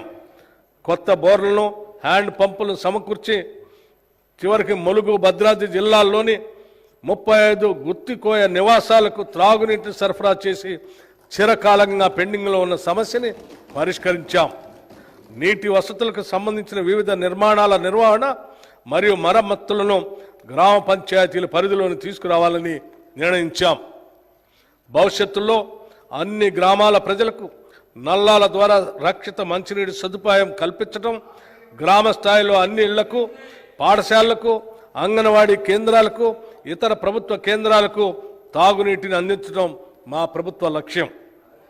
ఇందిరా మహిళా శక్తి పథకం మహిళలు సాధించిన ప్రగతే ఆ సమాజ ప్రగతికి కొలమానంగా నేను భావిస్తాను. I measure the progress of the community by the degree of progress which women have achieved. Doctor B R Ambedkar garu చెప్పినటువంటి ఈ మాటల్ని తెలంగాణ ప్రభుత్వం 63 లక్షల మహిళలను విజయవంతమైన వ్యాపార పారిశ్రామికవేత్తలుగా తీర్చిదిద్దే ధ్యేయంతో ఇందిరా మహిళా శక్తి పథకానికి రూపకల్పన చేసింది. స్త్రీ నిధి ఏర్పాటు, బ్యాంకులతో అనుసంధానం అనే మార్గాల ద్వారా 1,00,000 కోట్ల రూపాయల ఆర్థిక సహాయాన్ని అందించి ఈ లక్ష్యం సాధిస్తాం. ఈ పథకం ద్వారా మహిళలకు ఆసక్తి ఉన్న రంగాల్లో వృత్తి నైపుణ్య శిక్షణ ఇప్పించడంతో పాటు బ్రాండింగ్, మార్కెటింగ్లో మెలకువలు పెంపొందించే విధంగా సౌకర్యాలు కల్పిస్తాం. మహిళా ఔత్సాహిక పారిశ్రామికవేత్తల కోసం ఉమ్మడి ప్రాసెసింగ్ కేంద్రాలతో పాటు ప్రతి శాసనసభ నియోజకవర్గానికి ఒక ప్రత్యేక చిన్న తరహా పారిశ్రామిక పార్కుని ఏర్పాటు చేస్తాం. ఈ పథకం ద్వారా ప్రభుత్వం ఏటా 5,000 గ్రామీణ సంఘాలకు, వివోస్కి, ప్రాంతీయ స్థాయి సమాఖ్యలకు లబ్ధి చేకూరే విధంగా కార్యాచరణ చేపట్టి రాబోయే 5 సంవత్సరాల్లో 25,000 సంస్థలకు విస్తరింప చేయడానికి కృషి చేస్తాం. దీనితో పాటు ఇందిరా మహిళా శక్తి పథకంలో భాగంగా రుణ బీమా పథకాన్ని ఈ సంవత్సరం మార్చి నెలలో ప్రభుత్వం ప్రవేశపెట్టింది. ఈ పథకం ద్వారా సభ్యురాలు మరణించినప్పుడు పొరపాటున ఆమె పేరున ఉన్న రుణాన్ని గరిష్టంగా 2 లక్షల రూపాయల వరకు మాఫీ చేయటం జరుగుతుంది. దీన్ని అమలు పరచడానికి 50.4 కోట్ల రూపాయలు నిధులు కేటాయించాం. స్వయం సహాయక సంఘాలు ఒకప్పుడు దేశంలో అగ్రగామిగా నిలిచిన మన మహిళా స్వయం సహాయక సంఘాలు కొన్నేళ్లుగా గత ప్రభుత్వ అలసత్వంతో నిధులు లేమితో కుంటుపడ్డాయి. పేద మధ్యతరగతి మహిళా అభ్యున్నతికి, ఆర్థిక స్వావలంబనకి సహాయ సంఘాలు ఎంతో ఊతమిస్తాయి. వీటి పునరుద్ధరణకు ప్రతి సంవత్సరానికి కనీసం 20,000 కోట్లకు తగ్గకుండా వచ్చే 5 సంవత్సరాల్లో 1,00,000 కోట్ల రూపాయలు వడ్డీ లేని రుణాలని అందించాలని మా ప్రభుత్వం సంకల్పించింది. ఈ నిధులు మైక్రో స్మాల్ ఇండస్ట్రియల్ పార్కుల ఏర్పాటుకు సహాయపడి మహిళల పారిశ్రామికవేత్తల స్థాయికు ఎదిగేందుకు అవకాశం కల్పిస్తాయి. ఈ పథకం ద్వారా ఇందిరా జీవిత బీమా పథకం, ఈ పథకం ద్వారా స్వయం సహాయక సంఘాల్లోని దాదాపు 63.86 లక్షల మంది మహిళా సభ్యులకి జీవిత బీమా సౌకర్యం కల్పిస్తున్నాం. స్వయం సహాయక సంఘాల్లోని సభ్యులు ఎవరైనా ప్రమాదవశాత్తు మరణిస్తే వారికి 10 లక్షల జీవిత బీమా చేయటం జరిగింది. స్కూల్ యూనిఫామ్లను కుట్టే పనిని స్వయం సహాయక బృందాలు మహిళా సభ్యులకి అప్పజెప్పాలని పాఠశాల విద్యాశాఖను, సంక్షేమ శాఖను, జిల్లా కలెక్టర్లను ఆదేశిస్తూ ప్రభుత్వం ఈ ఏడాది మార్చి నెలలో ఉత్తర్వులు జారీ చేసింది. మహిళా శక్తి ప్రారంభోత్సవ కార్యక్రమంలో రాష్ట్ర ముఖ్యమంత్రి వర్యులకు అందిన అభ్యర్థన మేరకు స్కూల్ యూనిఫామ్లో కుట్టు ఛార్జీల్ని జతకు 50 రూపాయల నుండి 75 రూపాయలకు పెంచడం కూడా జరిగింది. దీనివల్ల 29,680 మహిళా సభ్యులకు సుమారు 50 కోట్ల రూపాయలు లబ్ధి చేకూరుతుందని అంచనా. స్వయం సహాయక బృందాల్లోని మహిళా సభ్యులు తయారు చేసే ఉత్పత్తుల విక్రయానికి గాను మాదాపూర్లోని శిల్పారామం వద్ద డ్వాక్రా మహిళా బజార్ను ఏర్పాటు చేయాలని నిర్ణయించాం. దీని ఏర్పాటుకు గ్రామీణ పేదరిక నిర్మూలన సంస్థ సెర్ఫ్కు 3.20 ఎకరాల భూమిలో గల 106 దుకాణాలతో కూడిన నైట్ బజార్ కాంప్లెక్స్ ని అప్పగించాం. మహిళల ఆర్థిక స్వావలంబన సాధించినప్పుడే వారు నిజమైన సమానతను సాధిస్తారు. పైన పేర్కొన్న పథకాలన్నీ కూడా ఈ దిశగా మహిళలను బలోపేతం చేసేవే. సంక్షిప్తంగా చెప్పాలంటే మా ప్రభుత్వం 1 కోటి మంది మహిళలను కోటీశ్వరులు చేసేందుకు కంకణం కట్టుకుంది. పంచాయతీరాజ్ మరియు గ్రామీణ అభివృద్ధి శాఖకు ఈ బడ్జెట్లో 29,816 కోట్ల రూపాయలు ప్రతిపాదిస్తున్నాం. హైదరాబాద్ నగరాభివృద్ధి దేశంలోని ప్రధాన నగరాల్లో ఒకటైన హైదరాబాద్ అన్ని రంగాల్లో శరవేగంగా అభివృద్ధి చెందుతున్న చారిత్రాత్మక నగరం ఇది. ఇప్పటికే ఈ నగరం ఒక ఐకాన్గా పేరు గడించింది. ఈ నగర అభివృద్ధికి విశేషంగా కృషి చేసిన గత కాంగ్రెస్ ప్రభుత్వాల సేవల్ని మనం మర్చిపోలేం.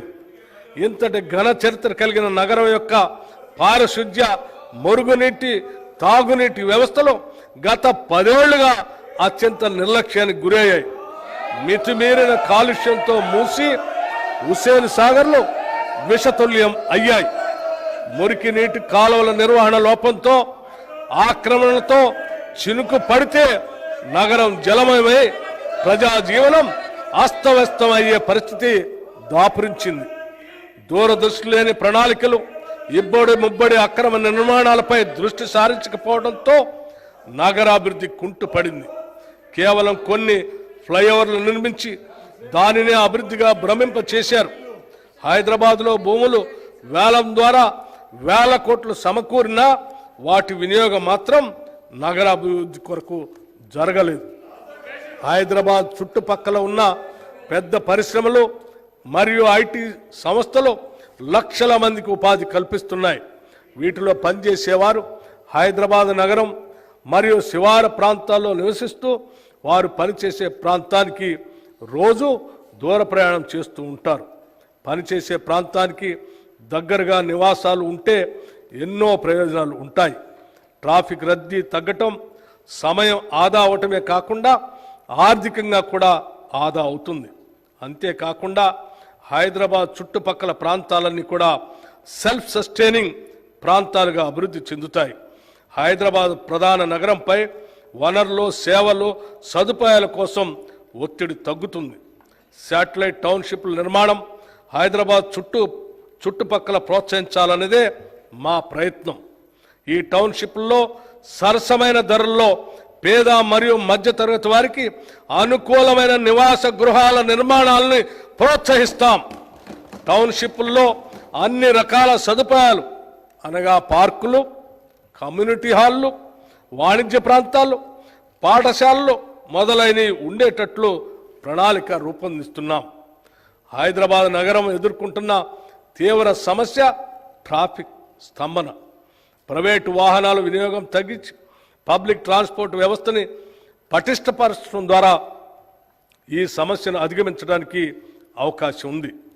దానిలో మెట్రో రైలు వ్యవస్థ అతి ముఖ్యమైనది. ప్రస్తుతం 3 ట్రాఫిక్ కారిడార్లలో మెట్రో సౌకర్యం ఉంది. మెట్రో మొదటి దశలో కలిగిన అనుభవాల దృష్ట్యా ప్రభుత్వం 2వ దశ ప్రతిపాదనలను సమీక్షించి వాటిని సవరించి కొత్త ప్రతిపాదనను రూపొందించింది. వివిధ వర్గాల అవసరాలను తీర్చడంతో పాటు నగరంలోని అన్ని ప్రాంతాలు సమానంగా అభివృద్ధి చెందాలన్న లక్ష్యంతో ప్రభుత్వం 78.4 కిలోమీటర్ల పొడవు ఉన్న 5 ఎక్స్టెండెడ్ కారిడార్లను 24,042 కోట్ల రూపాయలతో అభివృద్ధి పరుస్తుంది. ఇందులో భాగంగా మెట్రో రైలుని పాత నగరానికి పొడిగించి దాన్ని శంషాబాద్ విమానాశ్రయానికి అనుసంధానం చేస్తాం. అలాగే ప్రస్తుతం ఉన్న కారిడార్లను నాగోల్ నుండి ఎల్బీ నగర్ వరకు విస్తరిస్తాం. నాగోల్, ఎల్బీ నగర్ మరియు చంద్రాయనగుట్ట స్టేషన్లను ఇంటర్చేంజ్ స్టేషన్లుగా అభివృద్ధి చేస్తాం. మియాపూర్ నుండి పటాన్ చెరువుకు, ఎల్బీ నగర్ నుండి హయత్ నగర్ వరకు మెట్రో రైలు సౌకర్యాన్ని పొడిగించాలని కూడా ప్రణాళిక సిద్ధం చేశాం. హైదరాబాద్ విపత్తు నివారణ మరియు ఆస్తుల పరిరక్షణ సంస్థ హైడ్రా రాష్ట్ర ప్రభుత్వం నగరాభివృద్ధిపై ప్రత్యేక దృష్టి పెట్టింది.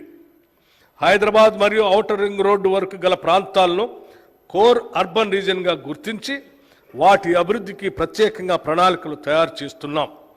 ఈ ప్రాంత జనాభా రాష్ట్ర జనాభాలో 48.6% ఉంది. రాష్ట్ర ఆర్థిక మరియు జిఎస్డిపి పురోగతిలో ఈ ప్రాంతం అత్యంత కీలకం. తెలంగాణ రాష్ట్రంలో పట్టణ జనాభా వృద్ధి రేటు సాలీనా 3.2% ఉంది. ఇది జాతీయ సగటు కంటే ఎక్కువ. ఐటీ, ఫార్మా, డిఫెన్స్, ఏరోస్పేస్లకు సంబంధించిన పరిశ్రమలు బాగా అభివృద్ధి చెందటం వల్ల హైదరాబాద్ నగర శివారుల్లో పట్టణీకరణ వృద్ధి రేటు అత్యధికంగా కనిపిస్తుంది. ఇది గత కాంగ్రెస్ ప్రభుత్వాల హైదరాబాద్ నగరాభివృద్ధికి చేసిన కృషికి ఫలితం. ఒక రకంగా ఔటర్ రింగ్ రోడ్డును నగర సరిహద్దుగా పరిగణించవచ్చు.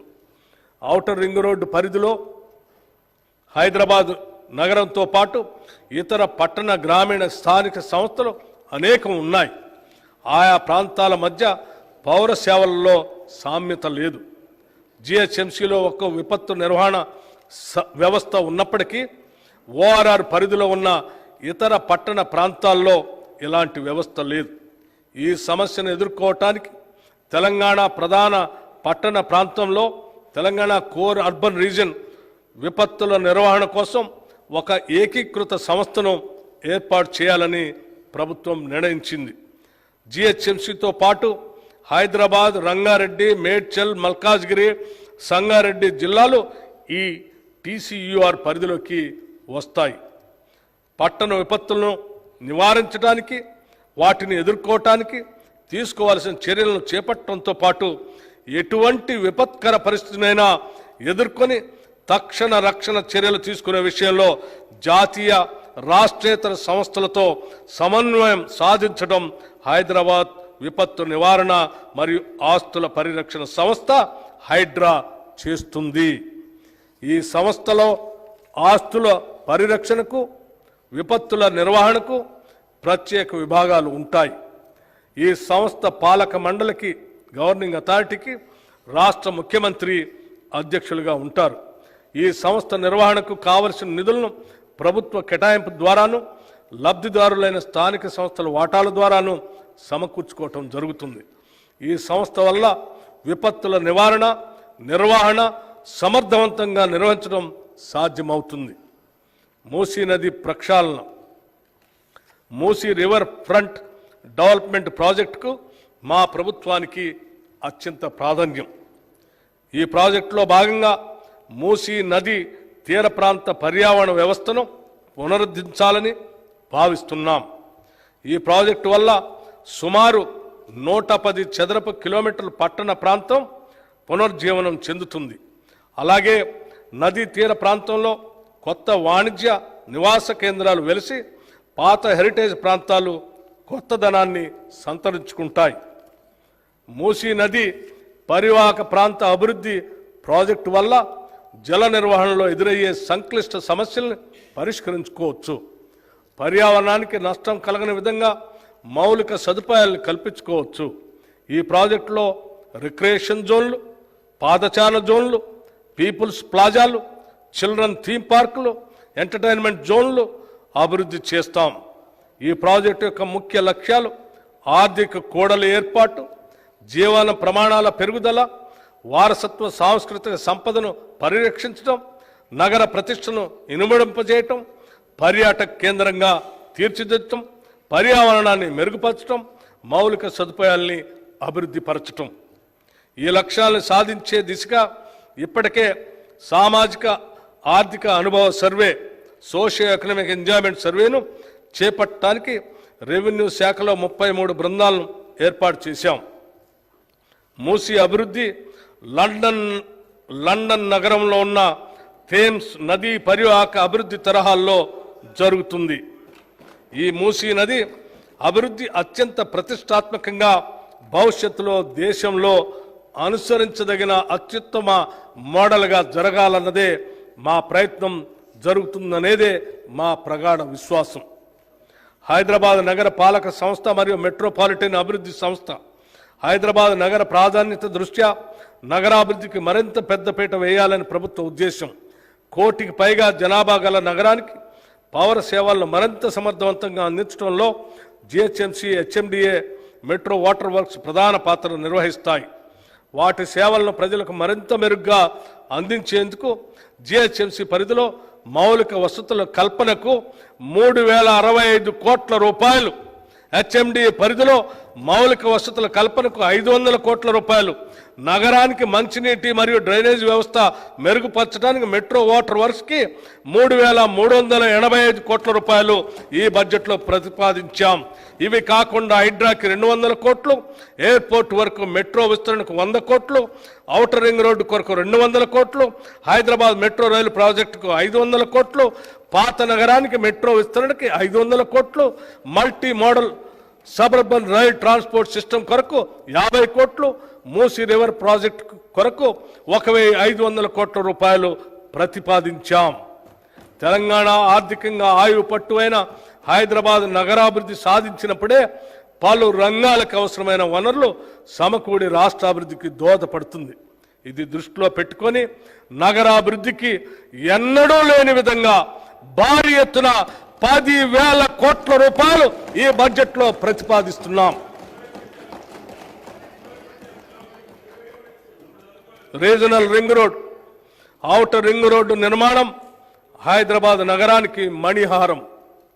ఔటర్ రింగ్ రోడ్డు నగరం చుట్టూ ఉన్న పలు ప్రాంతాలను అనుసంధానం చేయడంతో హైదరాబాద్ నగరాభివృద్ధికి మరింత వేగవంతమైంది. ఇలాంటి ఫలితాలను రాష్ట్రంలో మరిన్ని ప్రాంతాలకు విస్తరించేందుకు ప్రస్తుతం చేపడుతున్న రీజనల్ రింగ్ రోడ్ దోహదపడుతుంది. ఉత్తర ప్రాంతంలోని 158.6 కిలోమీటర్ల పొడవున్న సంగారెడ్డి, తూప్రాన్, గజ్వేల్, చౌటప్పల్ రోడ్డును, దక్షిణ ప్రాంతంలోని 189 కిలోమీటర్ల పొడవున్న చౌటప్పల్, షాద్నగర్, సంగారెడ్డి రోడ్డును జాతీయ రహదారులుగా ప్రకటించడానికి వీలుగా అప్గ్రేడ్ చేయాలని మా ప్రభుత్వం ప్రతిపాదిస్తుంది. రీజనల్ రింగ్ రోడ్ హైదరాబాద్ నగర ఉత్తర దక్షిణ ప్రాంతాలను, తూర్పు పశ్చిమ ప్రాంతాలను కలుపుతూ జాతీయ రహదారి నెట్వర్క్తో అనుసంధానం చేయబడుతుంది. ఎక్స్ప్రెస్ వే ప్రమాణాలను దృష్టిలో ఉంచుకుని దీని నిర్మాణానికి తగినంత భూమిని సేకరించే ప్రయత్నం జరుగుతుంది. పెరుగుతున్న ట్రాఫిక్ రద్దీకి అనుగుణంగా తొలుత 4 లేన్లతో నిర్మించి దాని 8 లేన్ల సామర్థ్యానికి విస్తరింపచేస్తాం. ఈ ప్రాజెక్టు వల్ల ఓఆర్ఆర్కు మరియు త్రిబుల్-ఆర్కు మధ్య పలు పరిశ్రమలు, వాణిజ్య సేవలు, రవాణా పార్కులు మొదలైనవి అభివృద్ధి చెందుతాయి. ప్రాథమిక అంచనాల ప్రకారం త్రిబుల్-ఆర్ ఉత్తర ప్రాంతం అభివృద్ధికి 13,522 కోట్ల రూపాయలు, దక్షిణ ప్రాంత అభివృద్ధికి 12,980 కోట్ల రూపాయలు ఖర్చు అవుతుంది. దీనికోసం ఈ బడ్జెట్లో 1,525 కోట్ల రూపాయలు ప్రతిపాదిస్తున్నాం.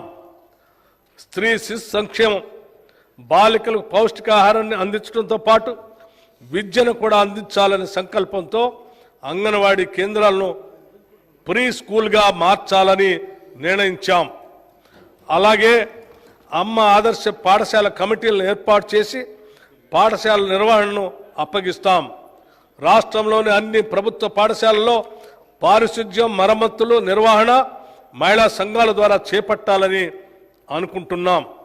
దీని ద్వారా ప్రభుత్వ పాఠశాలలో విద్యా ప్రమాణాలను పెంచి నాణ్యమైన విద్యను అందించాలన్నదే మా లక్ష్యం. స్త్రీ శిశు సంక్షేమానికి ఈ బడ్జెట్లో 2,736 కోట్ల రూపాయలు ప్రతిపాదిస్తున్నాం. ప్రజాస్వామ్యం అనేది బలవంతులకి మరియు బలహీనులకి సమాన అవకాశాలు కల్పించేది. పూజ్య Bapuji Mahatma Gandhi, I understand democracy as something that gives the week the same chance as the strong అని మహాత్మా గాంధీ గారు చెప్పినట్టుగా నమ్మిన పై సిద్ధాంతాన్ని అనుసరిస్తూ షెడ్యూల్డ్ కులాలు మరియు షెడ్యూల్డ్ తెగల వారికి సమాన అవకాశాలు కల్పించే దిశగా మా ప్రయత్నాలు ఉంటాయి. ఇప్పటికే మా ప్రభుత్వం ఆదివాసీల కొరకు కొమరం భీం కార్పొరేషన్, లంబాడాల కొరకు సంత్ సేవాలాల్ కార్పొరేషన్, ఎరుకల కొరకు ఎరుకల కార్పొరేషన్ ఏర్పాటు చేసింది.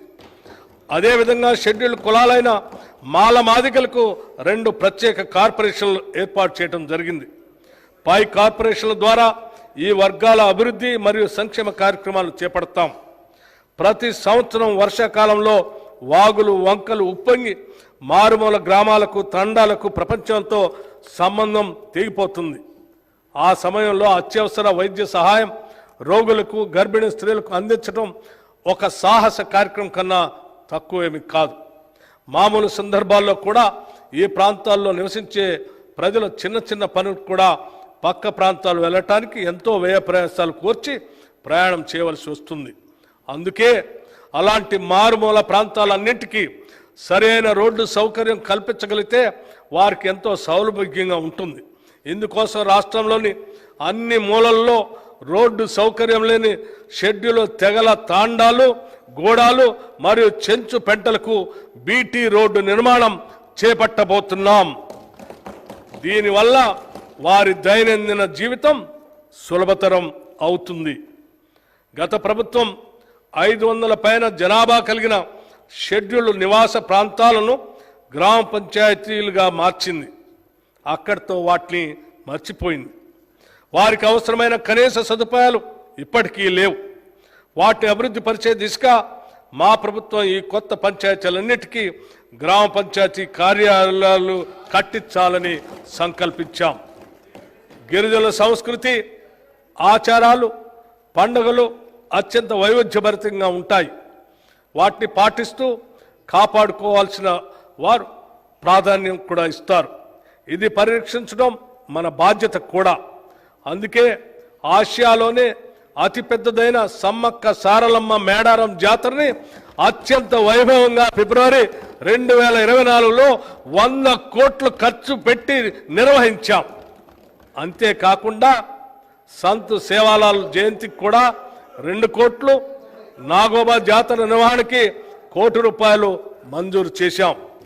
రాష్ట్రంలో ఉన్న అన్ని రకాలైన గురుకుల పాఠశాల విద్యార్థులకు అంతర్జాతీయ ప్రమాణాలతో కూడిన విద్య వసతి అందించేందుకు ప్రభుత్వం ఇంటిగ్రేటెడ్ రెసిడెన్షియల్ పాఠశాలలో నెలకొల్పటానికి నిర్ణయించింది. ఒకే ప్రాంతంలో వేరువేరుగా ఉన్న ఎస్సీ, ఎస్టీ, బీసీ, మైనారిటీ మరియు జనరల్ గురుకుల పాఠశాలను 20 ఎకరాల స్థలంలో ఒకే చోట నిర్మిస్తాం. ఆ పాఠశాలకి అంతర్జాతీయ ప్రమాణాలతో కూడిన అన్ని రకాల సౌకర్యాలు ఏర్పాటు చేస్తాం. దీనితో వివిధ వర్గాల విద్యార్థుల మధ్య సంఘీభావం మరియు స్నేహభావం పెరిగి అంతరాలు తొలగిపోయేందుకు ఆస్కారం ఏర్పడి అందరికీ అత్యున్నత ప్రామాణిక విద్య అందుతుంది. షెడ్యూల్డ్ కులాలు, తెగల అభివృద్ధికి చట్టపరంగా కేటాయించిన నిధులు ఖచ్చితంగా అందిస్తాం. ఆ నిధులు వేరే ఎటువంటి పథకాలకు మళ్లించకుండా 100% షెడ్యూల్డ్ కులాలు, తెగల కోసమే ఉపయోగిస్తాం.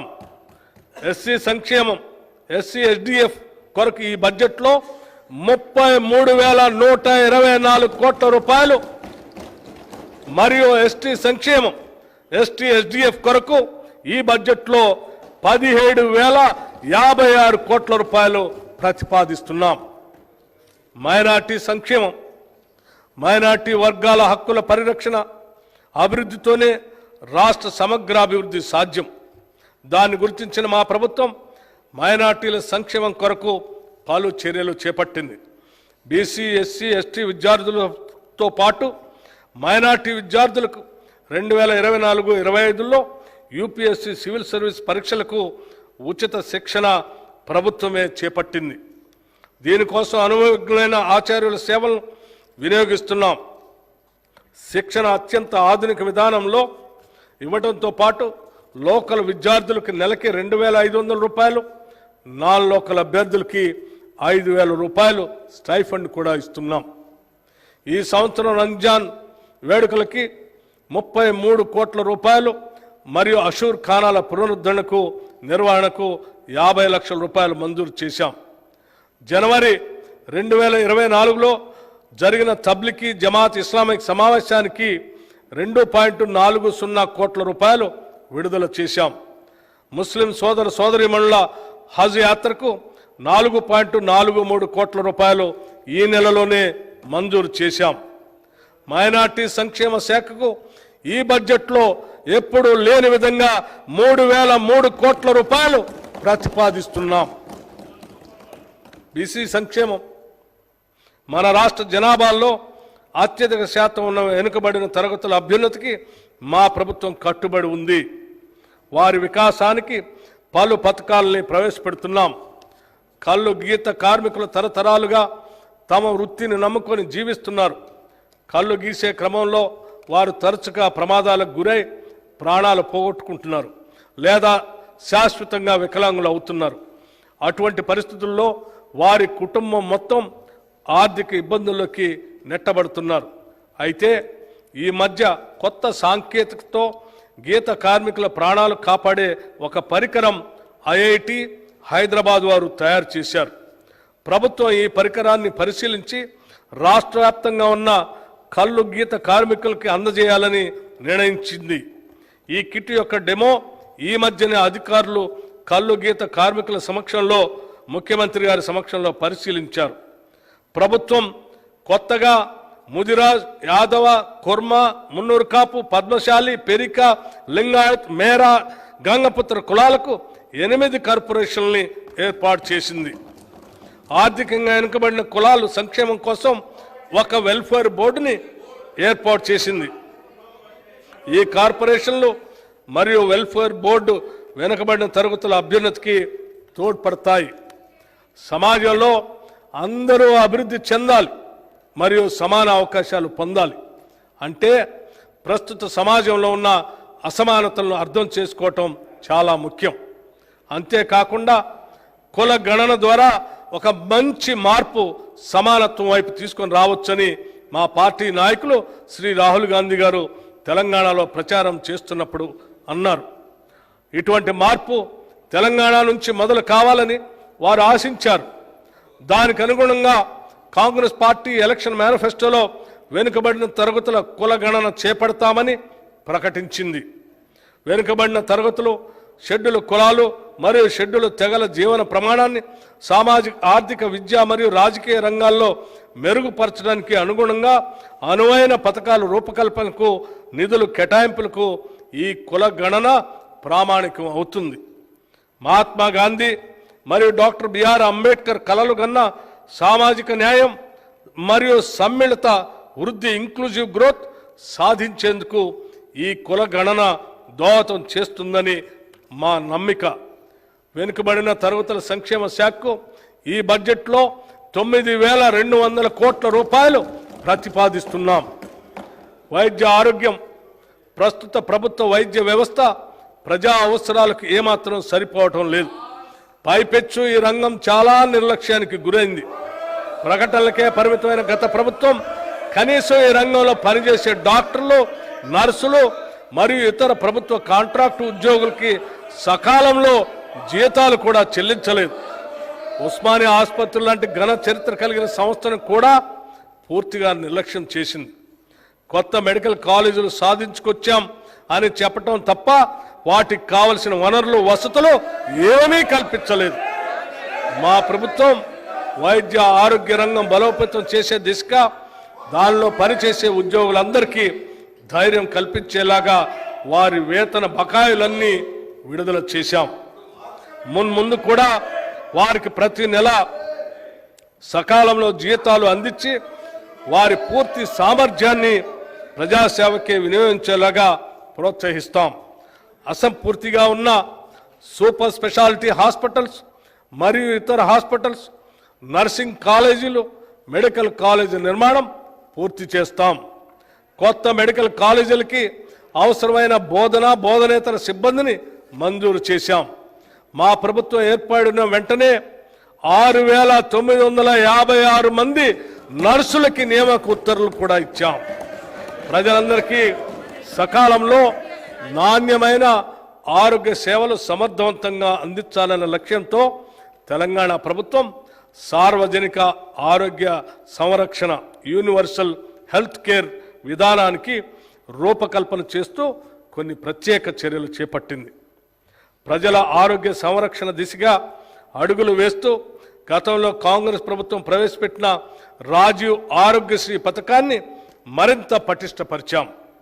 మా ప్రభుత్వం ఏర్పడగానే గతంలో ఉన్న 5 లక్షల కవరేజ్ పరిధిని 10 లక్షల రూపాయలకు పెంచాం. అంతేకాకుండా ప్రస్తుతం ఆరోగ్యశ్రీలో ఉన్న 1,672 చికిత్సల్లో 1,375 చికిత్సలకు ప్యాకేజీ ధరలను సగటున 20% పెంచాం. ఆరోగ్యశ్రీ పథకంలో కొత్తగా 163 వ్యాధుల్ని చేరుస్తూ దాని పరిధిని కూడా విస్తరించాం. ఆధునిక సాంకేతిక పద్ధతుల ద్వారా ఆరోగ్య సేవలు పౌరులందరికీ అందుబాటులోకి తెచ్చేందుకు ప్రతి ఒక్కరికి ఒక ప్రత్యేక గుర్తింపు సంఖ్యను కలిగిన డిజిటల్ హెల్త్ ప్రొఫైల్ కార్డును జారీ చేసే విధానాన్ని త్వరలో ప్రవేశపెడుతున్నాం.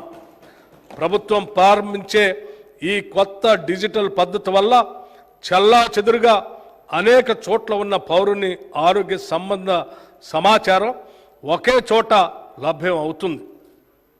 తద్వారా సులభంగా రోగ నిర్ధారణ చేసి వారికి సత్వరం చికిత్స ప్రారంభించడానికి వీలవుతుంది. అంతేకాక దశల వారీగా దంత, నేత్ర, చెవి, ముక్కు, గొంతు మరియు మానసిక ఆరోగ్య సంరక్షణ వాటికి సంబంధించిన పరీక్షలు ప్రజలకు అందుబాటులోకి తీసుకొస్తాం. వైద్య మరియు ఆరోగ్య శాఖకు ఈ బడ్జెట్లో 11,468 కోట్ల రూపాయలు ప్రతిపాదిస్తున్నాం.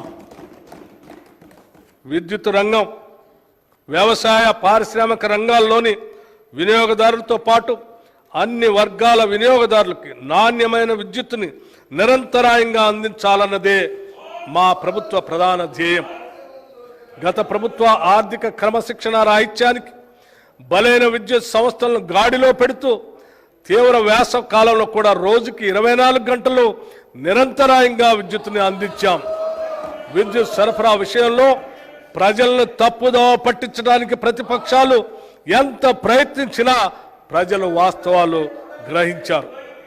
శరవేగంగా పెరుగుతున్న రాష్ట్ర విద్యుత్ డిమాండ్ను దృష్టిలో పెట్టుకొని ట్రాన్స్మిషన్ నష్టాలు తగ్గించి నెట్వర్క్ బలోపేతం చేయడంలో భాగంగా ఈ ఆర్థిక సంవత్సరంలో 11 కొత్త ఎక్స్ట్రా హైటెన్షన్ సబ్ స్టేషన్ల నిర్మాణం మరియు 31 ఎక్స్ట్రా హై వోల్టేజ్ పవర్ ట్రాన్స్ఫార్మర్ల సామర్థ్య పెంపు కోసం 3,017 కోట్ల రూపాయల పెట్టుబడులతో ప్రణాళికలు సిద్ధం చేయటం జరిగింది.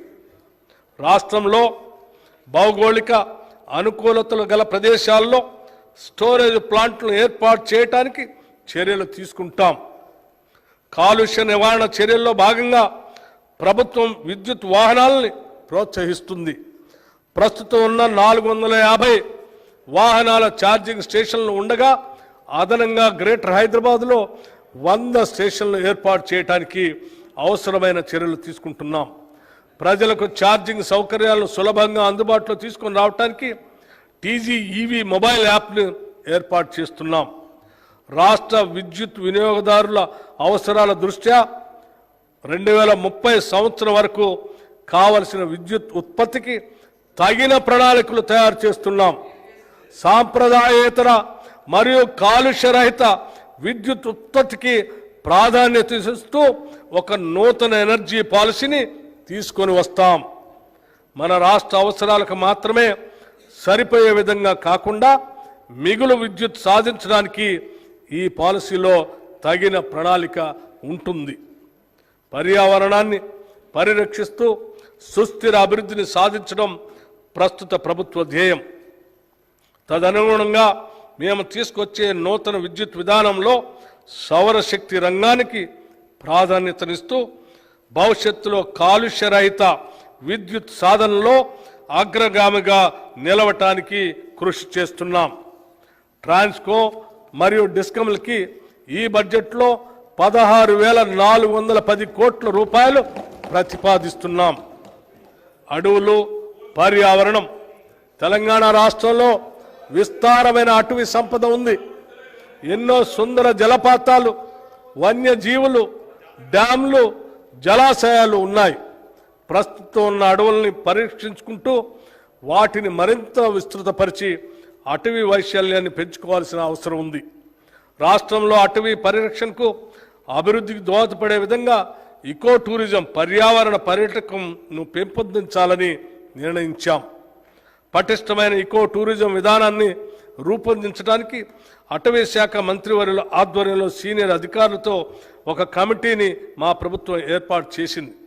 ఒడిశా, కర్ణాటక ఇంకా ఇతర రాష్ట్రాల్లో ఈ కమిటీ పర్యటించి వారు అనుసరించే ఉత్తమ పద్ధతులను సేకరించి ఇచ్చే నివేదిక ఆధారంగా ఇకో టూరిజం పాలసీని రూపొందించి అమలు చేస్తాం. ఇకో టూరిజం కొరకు తెలంగాణలోని 7 అటవీ ప్రాంతాలు, Amrabad tiger reserve, Kawal tiger reserve, Vikarabad Ananthagiri circuit, ఖమ్మంలోని కనకగిరి, హైదరాబాద్లోని కుంటాల జలపాతం, ఆదిలాబాద్లోని కుంటాల జలపాతం, కొత్తగూడెంలోని కిన్నెరసాని, పాకాల మరియు ఏటూరు నాగారం సర్క్యూట్లు తదితరులు వాటిని గుర్తించాం. ఇకో టూరిజం అభివృద్ధి ద్వారా పర్యావరణ పరిరక్షణతో పాటు రాష్ట్రానికి ఆదాయ వనరులు కూడా సమకూరుతాయి. ఈ ఏడాది 20.02 కోట్ల చెట్లను నాటే లక్ష్యంతో ప్రభుత్వం వజ్రోత్సవ్, వన మహోత్సవ్ కార్యక్రమాన్ని ప్రారంభించింది. మానవులకు, జంతువులకి మధ్య జరిగే ఘర్షణలో ప్రాణాలు కోల్పోయిన వ్యక్తులకు అందజేసే పరిహారాన్ని ఈ ప్రభుత్వం 5 లక్షల నుంచి 10 లక్షలకి పెంచింది. దీనివల్ల అటవీ ప్రాంతాల్లో నివసించే కుటుంబాలకు ఒక భరోసా ఉంటుంది. అడవులు మరియు పర్యావరణ శాఖకి ఈ బడ్జెట్లో 1,064 కోట్ల రూపాయలు ప్రతిపాదిస్తున్నాం. పరిశ్రమలు, ఇన్ఫర్మేషన్ టెక్నాలజీ, తెలంగాణ నైపుణ్యాభివృద్ధి విశ్వవిద్యాలయం ప్రపంచవ్యాప్తంగా ఉన్న పెట్టుబడిదారులను ఆకర్షించే అగ్రగామి గమ్యస్థానంగా తెలంగాణను తీర్చిదిద్ది స్థానికంగాను విశ్వవ్యాప్తంగాను సులభంగా ఉద్యోగాలు పొందడానికి కావలసిన ప్రపంచ స్థాయి నైపుణ్యాలను తెలంగాణ యువకుల్లో పెంపొందించాలన్నదే ప్రభుత్వ లక్ష్యం. ఈ ధ్యేయంతో తెలంగాణ ప్రభుత్వం ప్రస్తుత ఆర్థిక సంవత్సరంలోనే హైదరాబాద్లో పబ్లిక్ ప్రైవేట్ భాగస్వామ్యంతో తెలంగాణ నైపుణ్యాల విశ్వవిద్యాలయాన్ని, స్కిల్ యూనివర్సిటీ ఆఫ్ తెలంగాణను స్థాపించి నడిపించాలని నిర్ణయించింది. ఈ విశ్వవిద్యాలయంలో 17 వివిధ పరిశ్రమలకి అవసరమైన నైపుణ్యాలని నేర్చే సర్టిఫికెట్లు, డిప్లొమా, డిగ్రీ కోర్సుల్ని ప్రారంభం అవుతాయి. నేరుగా పరిశ్రమలో అనుసంధానింపబడి అధ్యయన ఆచరణ మధ్య అంతరం లేని విధంగా ఉద్యోగార్జనే ఏకైక లక్ష్యంగా ఈ కోర్సులు బోధనాంశాలకి రూపకల్పన చేస్తాయి. కృత్రిమ మేధో పరిజ్ఞానం. తెలంగాణ కృత్రిమ మేధో పరిజ్ఞాన రంగంలో ఎంతో ప్రగతిని సాధించింది. ఈ రంగాన్ని మరింత బలోపేతం చేయడానికి హైదరాబాద్ని ఈ రంగంలో అగ్రగామిగా తీర్చిదిద్దేందుకు ప్రణాళికలు సిద్ధం చేస్తున్నాం. మన నగరం భవిష్యత్తులో కంప్యూటర్ పరికరాలతో అత్యాధునిక కృత్రిమ మేధో పరిజ్ఞాన పరిశోధక కేంద్రంగా రూపొందించబడుతుంది. తెలంగాణ కృత్రిమ మేధో శిఖరాగ్ర సమావేశం హైదరాబాద్లో ఈ సెప్టెంబర్ 5-6 తేదీల్లో జరుగుతుందని ప్రకటించడానికి ఎంతో ఆనందంగా ఉంది. కృత్రిమ మేధో పరిజ్ఞానం అందరికీ ఉపయోగపడాలి.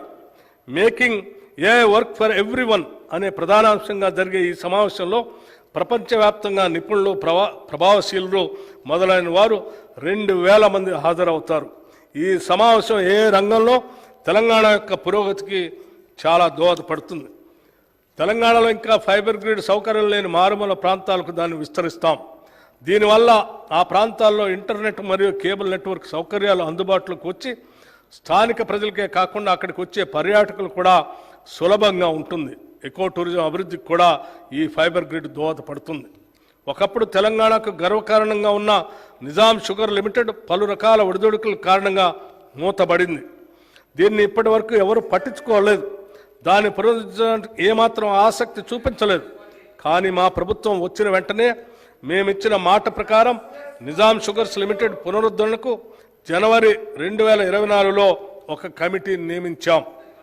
త్వరలోనే తెలంగాణ ప్రజల చిరకాల స్వప్నమైన నిజాం షుగర్స్ లిమిటెడ్ని తిరిగి ప్రారంభిస్తాం. మన చేనేత అన్నలు నేసే ఒక్కొక్క వస్త్రం ఒక కళాఖండం. గతంలో ఎంతో ప్రాభవం కలిగిన ఈ రంగం తక్కువ ధరలతో తక్కువ సమయంలో ఎక్కువ వస్త్రాలు తయారు చేసే పవర్ లూమ్ ఫ్యాక్టరీలతో పోటీ పడలేక దిగాలు పడింది. ఈ రంగాన్ని చేతునిచ్చి ఆదుకోకపోతే మన చేనేత కళలు శాశ్వతంగా అంతరించిపోయే ప్రమాదం ఉంది. మా ప్రభుత్వం అందుకే చేనేత రంగం పునరుజ్జీవనానికి చర్యలు ప్రారంభించింది. ప్రభుత్వ శాఖలకి ఇతర ప్రభుత్వ సంస్థలకి అవసరమైన వివిధ వస్త్రాలు అనగా విద్యార్థులకు ఇచ్చే స్కూల్ యూనిఫామ్లు, ఆసుపత్రుల్లో ఉపయోగించే బెడ్షీట్ లాంటివి తెలంగాణ చేనేత సహకార సంస్థ ద్వారా మన స్థానిక నేతన్నల నుండే సేకరించాలని నిర్ణయించాం. గత 7 సంవత్సరాలుగా తెలంగాణలో Indian institute of handloom technology ఏర్పాటు విషయం పెండింగ్లో ఉంది. మా ప్రభుత్వ ప్రయత్నం వల్ల ఇటీవలే ఈ ఇన్స్టిట్యూట్ ఏర్పాటుకి కేంద్ర ప్రభుత్వం అంగీకరించిందని తెలియజేయడానికి ఎంతో సంతోషిస్తున్నాను. అంతేకాకుండా మన రాష్ట్రంలో ఒక centre of excellence for textiles ఏర్పాటుకి కూడా కేంద్ర ప్రభుత్వంతో సంప్రదింపులు జరుపుతున్నాం. ఈ ప్రతిష్టాత్మక సంస్థల ఏర్పాటు మన రాష్ట్రంలో చేనేత రంగ అభివృద్ధికి ఎంతగానో తోడ్పడుతుంది. పరిశ్రమల శాఖకి ఈ బడ్జెట్లో 2762 కోట్ల రూపాయలు ప్రతిపాదిస్తున్నాము. ఇన్ఫర్మేషన్ టెక్నాలజీ శాఖకి ఈ బడ్జెట్లో 774 కోట్ల రూపాయలు ప్రతిపాదిస్తున్నాము. నీటిపారుదల రంగం రాష్ట్రంలో ఈనాటి వరకు 34 భారీ 39 మధ్యతరహా మొత్తం 73 నీటిపారుదల ప్రాజెక్టులు చేపట్టడం జరిగింది. వాటిలో 42 ప్రాజెక్టులను 10 భారీ మరియు 32 మధ్యతరహా పూర్తి చేయటం జరిగింది. ప్రస్తుతం 24 భారీ మరియు 7 మధ్యతరహా మొత్తం 31 ప్రాజెక్టులు నిర్మాణంలో ఉన్నాయి. గత ప్రభుత్వం కాళేశ్వరం ప్రాజెక్టు నిర్మాణంలో తీసుకున్న తొందరపాటు నిర్ణయాలు, డిజైన్లో లోపాలు, నాణ్యతారహితంగా చేసిన నిర్మాణాలు ఆ ప్రాజెక్టు భవిష్యత్తుని ప్రశ్నార్థకం చేశాయి. ఈ ప్రాజెక్టు గురించి చేసిన ఆర్బాట్ ప్రచారంతో రైతులు దీనిపై ఎన్నో ఆశలు పెట్టుకున్నారు. కానీ కొద్ది కాలంలోనే ఈ ప్రాజెక్టు యొక్క డొల్లతనం బయటపడి రాష్ట్రం అంతా దిగ్భ్రాంతికి గురైంది. ఈ ప్రాజెక్టులో జరిగిన అవకతవకలను గుర్తించి తగిన చర్యలు సూచించేందుకు విచారణ కమిటీని కూడా నియమించాం. ఈ న్యాయ విచారణ కమిటీ ఇచ్చిన నివేదిక ఆధారంగా తదుపరి చర్యలు తీసుకోవడం జరుగుతుంది. ఈ ప్రాజెక్టుపై ఇప్పటికే ఖర్చు పెట్టిన వేల కోట్ల ప్రజాధనం వృధా కాకుండా ప్రాజెక్టును కాపాడటానికి నేషనల్ డ్యామ్ సేఫ్టీ అథారిటీ వారి సూచనలకు అనుగుణంగా చర్యలు తీసుకుంటున్నాం. గత ప్రభుత్వం చివరి దశ నిర్మాణంలో ఉన్న చాలా ప్రాజెక్టులు పూర్తి చేయకుండా నిర్లక్ష్యం వహించింది. దీనివల్ల ఎంతో ప్రజాధనం ఖర్చు అయి కూడా ప్రజా అవసరాలను తీర్చడానికి ఇవి వినియోగంలోకి రాలేదు. మా ప్రభుత్వం తుది దశలో ఉన్న ఇలాంటి ప్రాజెక్టుల్ని మరియు ఆయకట్టు తక్షణం పెంపొందించే 6 ప్రాజెక్టుల్ని ఈ ఆర్థిక సంవత్సరంలో మరియు 12 ప్రాజెక్టుల్ని వచ్చే ఆర్థిక సంవత్సరంలో పూర్తి చేయడానికి నిర్ణయించాం. రాష్ట్రంలో ఇప్పటికే ఉన్న భారీ మధ్య తరహా మరియు చిన్న ప్రాజెక్టుల నిర్వహణ కూడా గత 10 ఏళ్లలో జరగకపోవటం వల్ల ఆ ప్రాజెక్టుల సామర్థ్యానికి అనుగుణంగా ప్రజలకి మేలు జరగలేదు. అవి అలాగే వదిలేస్తే మన జాతీయ సంపదగా భావించే ప్రాజెక్టులు నిరుపయోగం అవుతాయి. అందుకే మా ప్రభుత్వం ప్రాజెక్టుల నిర్వహణ మరియు మరమ్మతులు తగిన సమయంలో చేపట్టడానికి నిర్ణయించాం. నీటిపారుదల శాఖకు ఈ బడ్జెట్లో 22,301 కోట్ల రూపాయలు ప్రతిపాదిస్తున్నాం.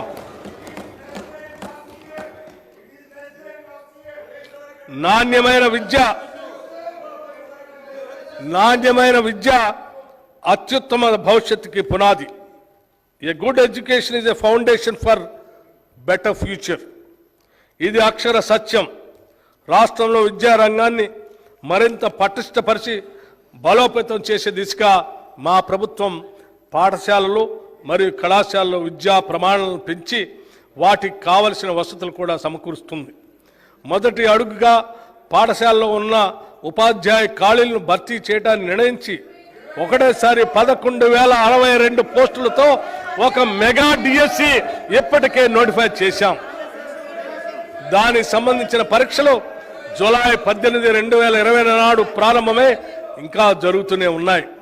దీనివల్ల పాఠశాలలో ఉపాధ్యాయుల సంఖ్య విద్యార్థుల సంఖ్యకు అనుగుణంగా పెరుగుతుంది. నాణ్యమైన విద్య మన ప్రభుత్వ పాఠశాలలో చదివే పేద మధ్యతరగతి విద్యార్థులకి అందుతుంది. గత ప్రభుత్వం విశ్వవిద్యాలయాల స్వయం ప్రతిపత్తిని పూర్తిగా కాలరాసింది. వాటికి చాలా కాలం పూర్తి కాలం వైస్ ఛాన్సలర్స్ నియమించకుండా ఇన్ఛార్జీల నియామకంతో కాలం గడిపింది. దీనివల్ల విశ్వవిద్యాలయాల పాలన మరియు విద్యా వ్యవస్థ అస్తవ్యస్తమైపోయింది. మా ప్రభుత్వం ఇటీవల పూర్తి కాలపు వైస్ ఛాన్సలర్లను నియమించడానికి సెర్చ్ కమిటీలను కూడా నియమించాం. త్వరలోనే ఈ నియామకాలు పూర్తి చేస్తాం. విశ్వవిద్యాలయాల్లో మౌలిక సదుపాయాల కల్పనకై 500 కోట్ల రూపాయల నిధుల్ని ప్రతిపాదిస్తున్నాం. దీనిలో 100 కోట్లు ఉస్మానియా విశ్వవిద్యాలయ మౌలిక వసతులకి, మరో 100 కోట్లు మహిళా విశ్వవిద్యాలయ మౌలిక వసతులకి ప్రతిపాదించాం. మిగతా నిధులు కాకతీయ మరియు ఇతర విశ్వవిద్యాలయ మౌలిక సదుపాయాల కల్పనకై ప్రతిపాదిస్తున్నాం. సంపద వల్ల మాత్రమే సమర్థత రాదు, కానీ సమర్థత వల్ల సంపద మరియు మిగతావన్నీ కూడా సంతృప్తిని కలిగిస్తాయి. ఇది వ్యక్తులకైనా సమాజానికైనా సమానంగా వర్తిస్తుంది. Wealth does not bring excellence, but excellence makes wealth and everything else good for men both individually and collectively. Socrates మహానుభావుడు చెప్పిన దాన్ని మేము అన్ని రంగాల్లో ముందుగా సామర్థ్యం పెంపొందించే ప్రయత్నాలు చేస్తున్నాం. అందులో భాగంగానే 65 ప్రభుత్వ ఐటీఐల్ని ప్రైవేటు సంస్థల సహకారంతో నైపుణ్య కేంద్రాలుగా మార్చే ప్రణాళికల్లో భాగంగా ప్రభుత్వం టాటా టెక్నాలజీస్ లిమిటెడ్ వారితో ఒక ఒప్పందం కుదుర్చుకుంది. వీటిలో నేటి పరిశ్రమల అవసరాలకు తగ్గట్టుగా 6 కొత్త దీర్ఘకాల కోర్సుల్ని ప్రవేశపెట్టబోతున్నాం. 5,860 మంది విద్యార్థులు ప్రతి సంవత్సరం ఈ కోర్సుల్లో శిక్షణ పొందుతారు. స్వల్పకాల కోర్సులతో ప్రతి సంవత్సరం 31,200 విద్యార్థులకి శిక్షణ లభిస్తుంది. ఈ ప్రాజెక్టులో భాగంగా ప్రభుత్వ ఐటీఐల్లో ఆధునిక సాంకేతిక పరికరాలు సమకూర్చబడతాయి. వాటిపై శిక్షణ ఇవ్వటానికి అవసరమైన నిపుణులను టాటా టెక్నాలజీస్ లిమిటెడ్ ద్వారా ఏర్పాటు చేశాం. ఈ నైపుణ్య కేంద్రాలు మన విద్యార్థులకి ఉద్యోగార్థులకి ఎంతో ఉపయోగంగా ఉంటాయి. వీటిలో శిక్షణ పొందిన వారికి ఉపాధి కల్పనలో కూడా టాటా టెక్నాలజీస్ లిమిటెడ్ సహకరిస్తుంది. ఈ ప్రాజెక్టును మల్లెపల్లి ఐటీఐ నుండి గౌరవ ముఖ్యమంత్రి గారు జూన్ నెలలో ప్రారంభించారు. పబ్లిక్ ప్రైవేట్ భాగస్వామ్యంతో జరుగుతున్న ఈ ప్రాజెక్ట్ అయ్యే మొత్తం ఖర్చు 2,324 కోట్ల రూపాయలు. దీనిలో ప్రభుత్వం చెల్లించాల్సిన మొత్తం 307.95 కోట్ల రూపాయలు మాత్రమే. మిగిలిన మొత్తాన్ని టాటా సంస్థల వారు వారి సిఎస్ఆర్ కార్యక్రమ నిధుల నుంచి సమకూరుస్తారు. ఈ బడ్జెట్లో ఈ ప్రాజెక్టుకి 300 కోట్ల రూపాయలు ప్రతిపాదిస్తున్నాం. విద్యారంగానికి ఈ బడ్జెట్లో 21,292 కోట్ల రూపాయలు ప్రతిపాదిస్తున్నాం. శాంతి భద్రతల పరిరక్షణ, ప్రజల ప్రశాంతతకు మరియు రాష్ట్ర అభివృద్ధికి అత్యవసరమైన అంశం.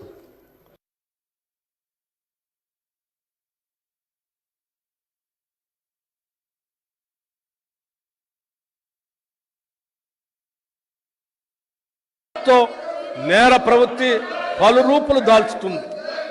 సాధారణ నేరాలు అరికట్టడంతో పాటు వైట్ కాలర్ క్రైమ్స్, సైబర్ నేరాలు అరికట్టడం పోలీసు వ్యవస్థకు పెద్ద సవాలుగా ధీటుగా ఎదుర్కొని వ్యవస్థను బలోపేతం చేసేందుకు సైబర్ సెక్యూరిటీ విభాగానికి అవసరమైన వాహనాలను ఇప్పటికే ప్రభుత్వం అందజేసి నేరాలను ఛేదించేందుకు ఆధునిక నేర పరిశోధనలో పోలీసులకు శిక్షణ ఇస్తున్నాం. సైబర్ క్రైమ్ ఫిర్యాదులను నమోదు చేయడానికి ఇంతకు ముందు ప్రజలకు కేవలం 4 సైబర్ క్రైమ్ పోలీస్ స్టేషన్లో మాత్రమే సదుపాయం ఉండేది. కానీ మా ప్రభుత్వం ఈ ఫిర్యాదుల్ని రాష్ట్రంలోని అన్ని పోలీస్ స్టేషన్లో నమోదు చేసుకునేలాగా అవకాశం కల్పించాం. ఆన్లైన్లో సైబర్ క్రైమ్ ఫిర్యాదులు నమోదు చేసుకోవడానికి వెబ్సైట్ మరియు టోల్ ఫ్రీ నెంబర్కి విస్తృతంగా ప్రచారం కల్పిస్తున్నాం. CrPC, IPC, Indian evidence act స్థానంలో కేంద్ర ప్రభుత్వం ప్రవేశపెట్టిన కొత్త చట్టాలపై సరైన అవగాహన కొరకు సమర్థవంతంగా విధి నిర్వహణకు పోలీస్ సిబ్బందికి శిక్షణా తరగతులు నిర్వహించాం. మాదక ద్రవ్యాలపై ఉక్కు పాదం. మాదక ద్రవ్యాల వినియోగం చాలా ప్రమాదకరం. యువత దీని బారిన పడ్డప్పుడు దేశ భవిష్యత్తే ప్రశ్నార్థకం అవుతుంది. మా ప్రభుత్వం ఈ సమస్యను గ్రహించి అధికారంలోకి వచ్చినప్పటి నుంచి మాదక ద్రవ్యాల నియంత్రణకు ఒక జీరో టాలరెన్స్ పద్ధతిని అనుసరిస్తుంది. మాదక ద్రవ్యాల రవాణా, పంపిణీ, వినియోగాలపై ఉక్కు పాదం మోపే రాష్ట్ర ప్రజలను, అందులోనూ ముఖ్యంగా విద్యార్థులను ఈ మహమ్మారి బారి నుండి కాపాడటానికి వివిధ చర్యలను మా ప్రభుత్వం తీసుకుంటుంది. మాదక ద్రవ్యాల రవాణా మరియు వినియోగం చేస్తూ పట్టుబడిన వారు ఎంతటి గొప్పవారైనా, పలుకుబడి ఉన్నవారైనా ఉపేక్షించవద్దని అధికారులకి స్పష్టమైన ఆదేశాలు ఇచ్చాం.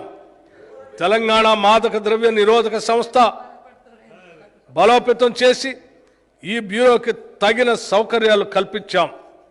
ఇటీవలే ఈ బ్యూరో అంతర్జాతీయ మాదక ద్రవ్యాల ముఠా కార్యక్రమాలను గుట్టుని రట్టు చేసింది. అన్ని పోలీస్ స్టేషన్ల పరిధిలోని విద్యా సంస్థలను స్థానిక పోలీసులు పరిశీలించేటట్లు మాదక ద్రవ్యాల నిర్మూలనపై విద్యార్థులకి అవగాహన కల్పించేటట్లు కార్యాచరణ ప్రణాళిక చేపట్టాం. విద్యా సంస్థల్లో మాదక ద్రవ్యాల కట్టడికి యాంటీ డ్రగ్ కమిటీస్ని ఏర్పాటు చేసి 4,137 విద్యార్థుల్ని యాంటీ డ్రగ్ సోల్జర్స్గా ఈ ప్రభుత్వం నియమించింది. మాదక ద్రవ్యాల వల్ల జరిగే హాని పట్ల ప్రజల్లో అవగాహన కలిగించేందుకు సినీ రంగ ప్రముఖుల సహకారం తీసుకుంటున్నాం.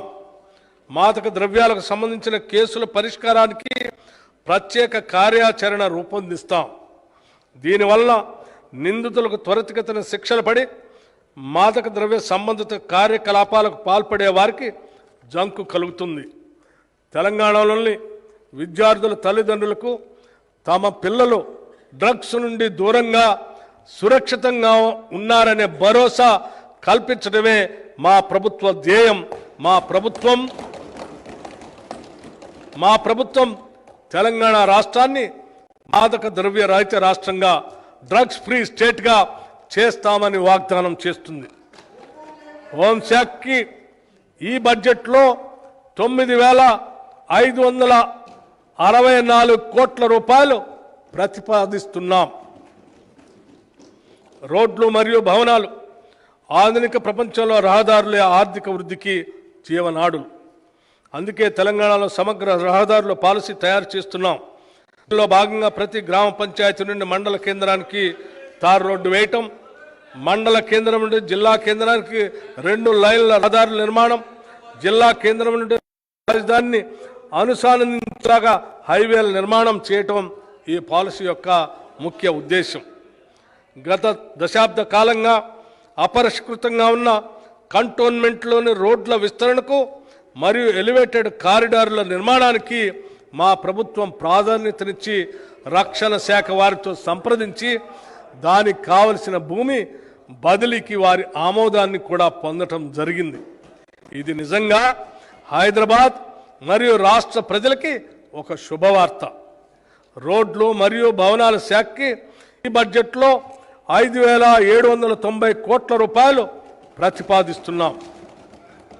గౌరవ అధ్యక్ష, చివరిగా మహాత్మా గాంధీ గారి మాటలు నేను ఈ గౌరవ సభకు గుర్తు చేయాలనుకుంటున్నాను.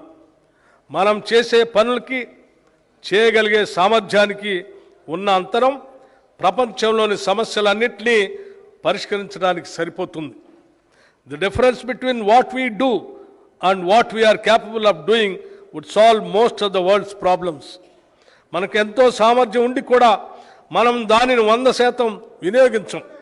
ప్రజల కష్టాలను తీర్చాలనే మహోన్నత సంకల్పం ఉంటే మన శక్తిని పూర్తిగా ఉపయోగించడానికి అది ఉపకరిస్తుంది.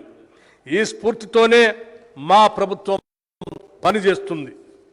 2024-25 బడ్జెట్ అంచనాలకు సంబంధించి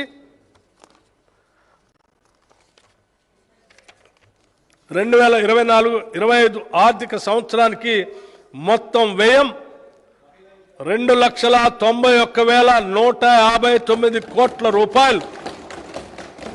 రెవెన్యూ వ్యయం 2,20,945 కోట్లు. మూలధన వ్యయం 33,487 కోట్లుగా ప్రతిపాదిస్తున్నాను. 2024-25 సంవత్సరానికి బడ్జెట్ ప్రతిపాదనలు సభ ఆమోదం కోసం ప్రవేశపెడుతున్నాను. జై తెలంగాణ, జై హింద్. 2024-2025 సంవత్సరానికి గాను వార్షిక ఆదాయం వ్యయ పట్టిక బడ్జెట్ను సభలో ప్రవేశపెట్టడం జరిగింది. శాసనసభ్యులు శ్రీ మాలోతు రామదాస్ గారికి జన్మదిన శుభాకాంక్షలు. శనివారము 27 జూలై 2024 తేదీన ఉదయం 10 గంటలకు తిరిగి సమావేశము అగుటకు సభను వాయిదా వేస్తున్నాను.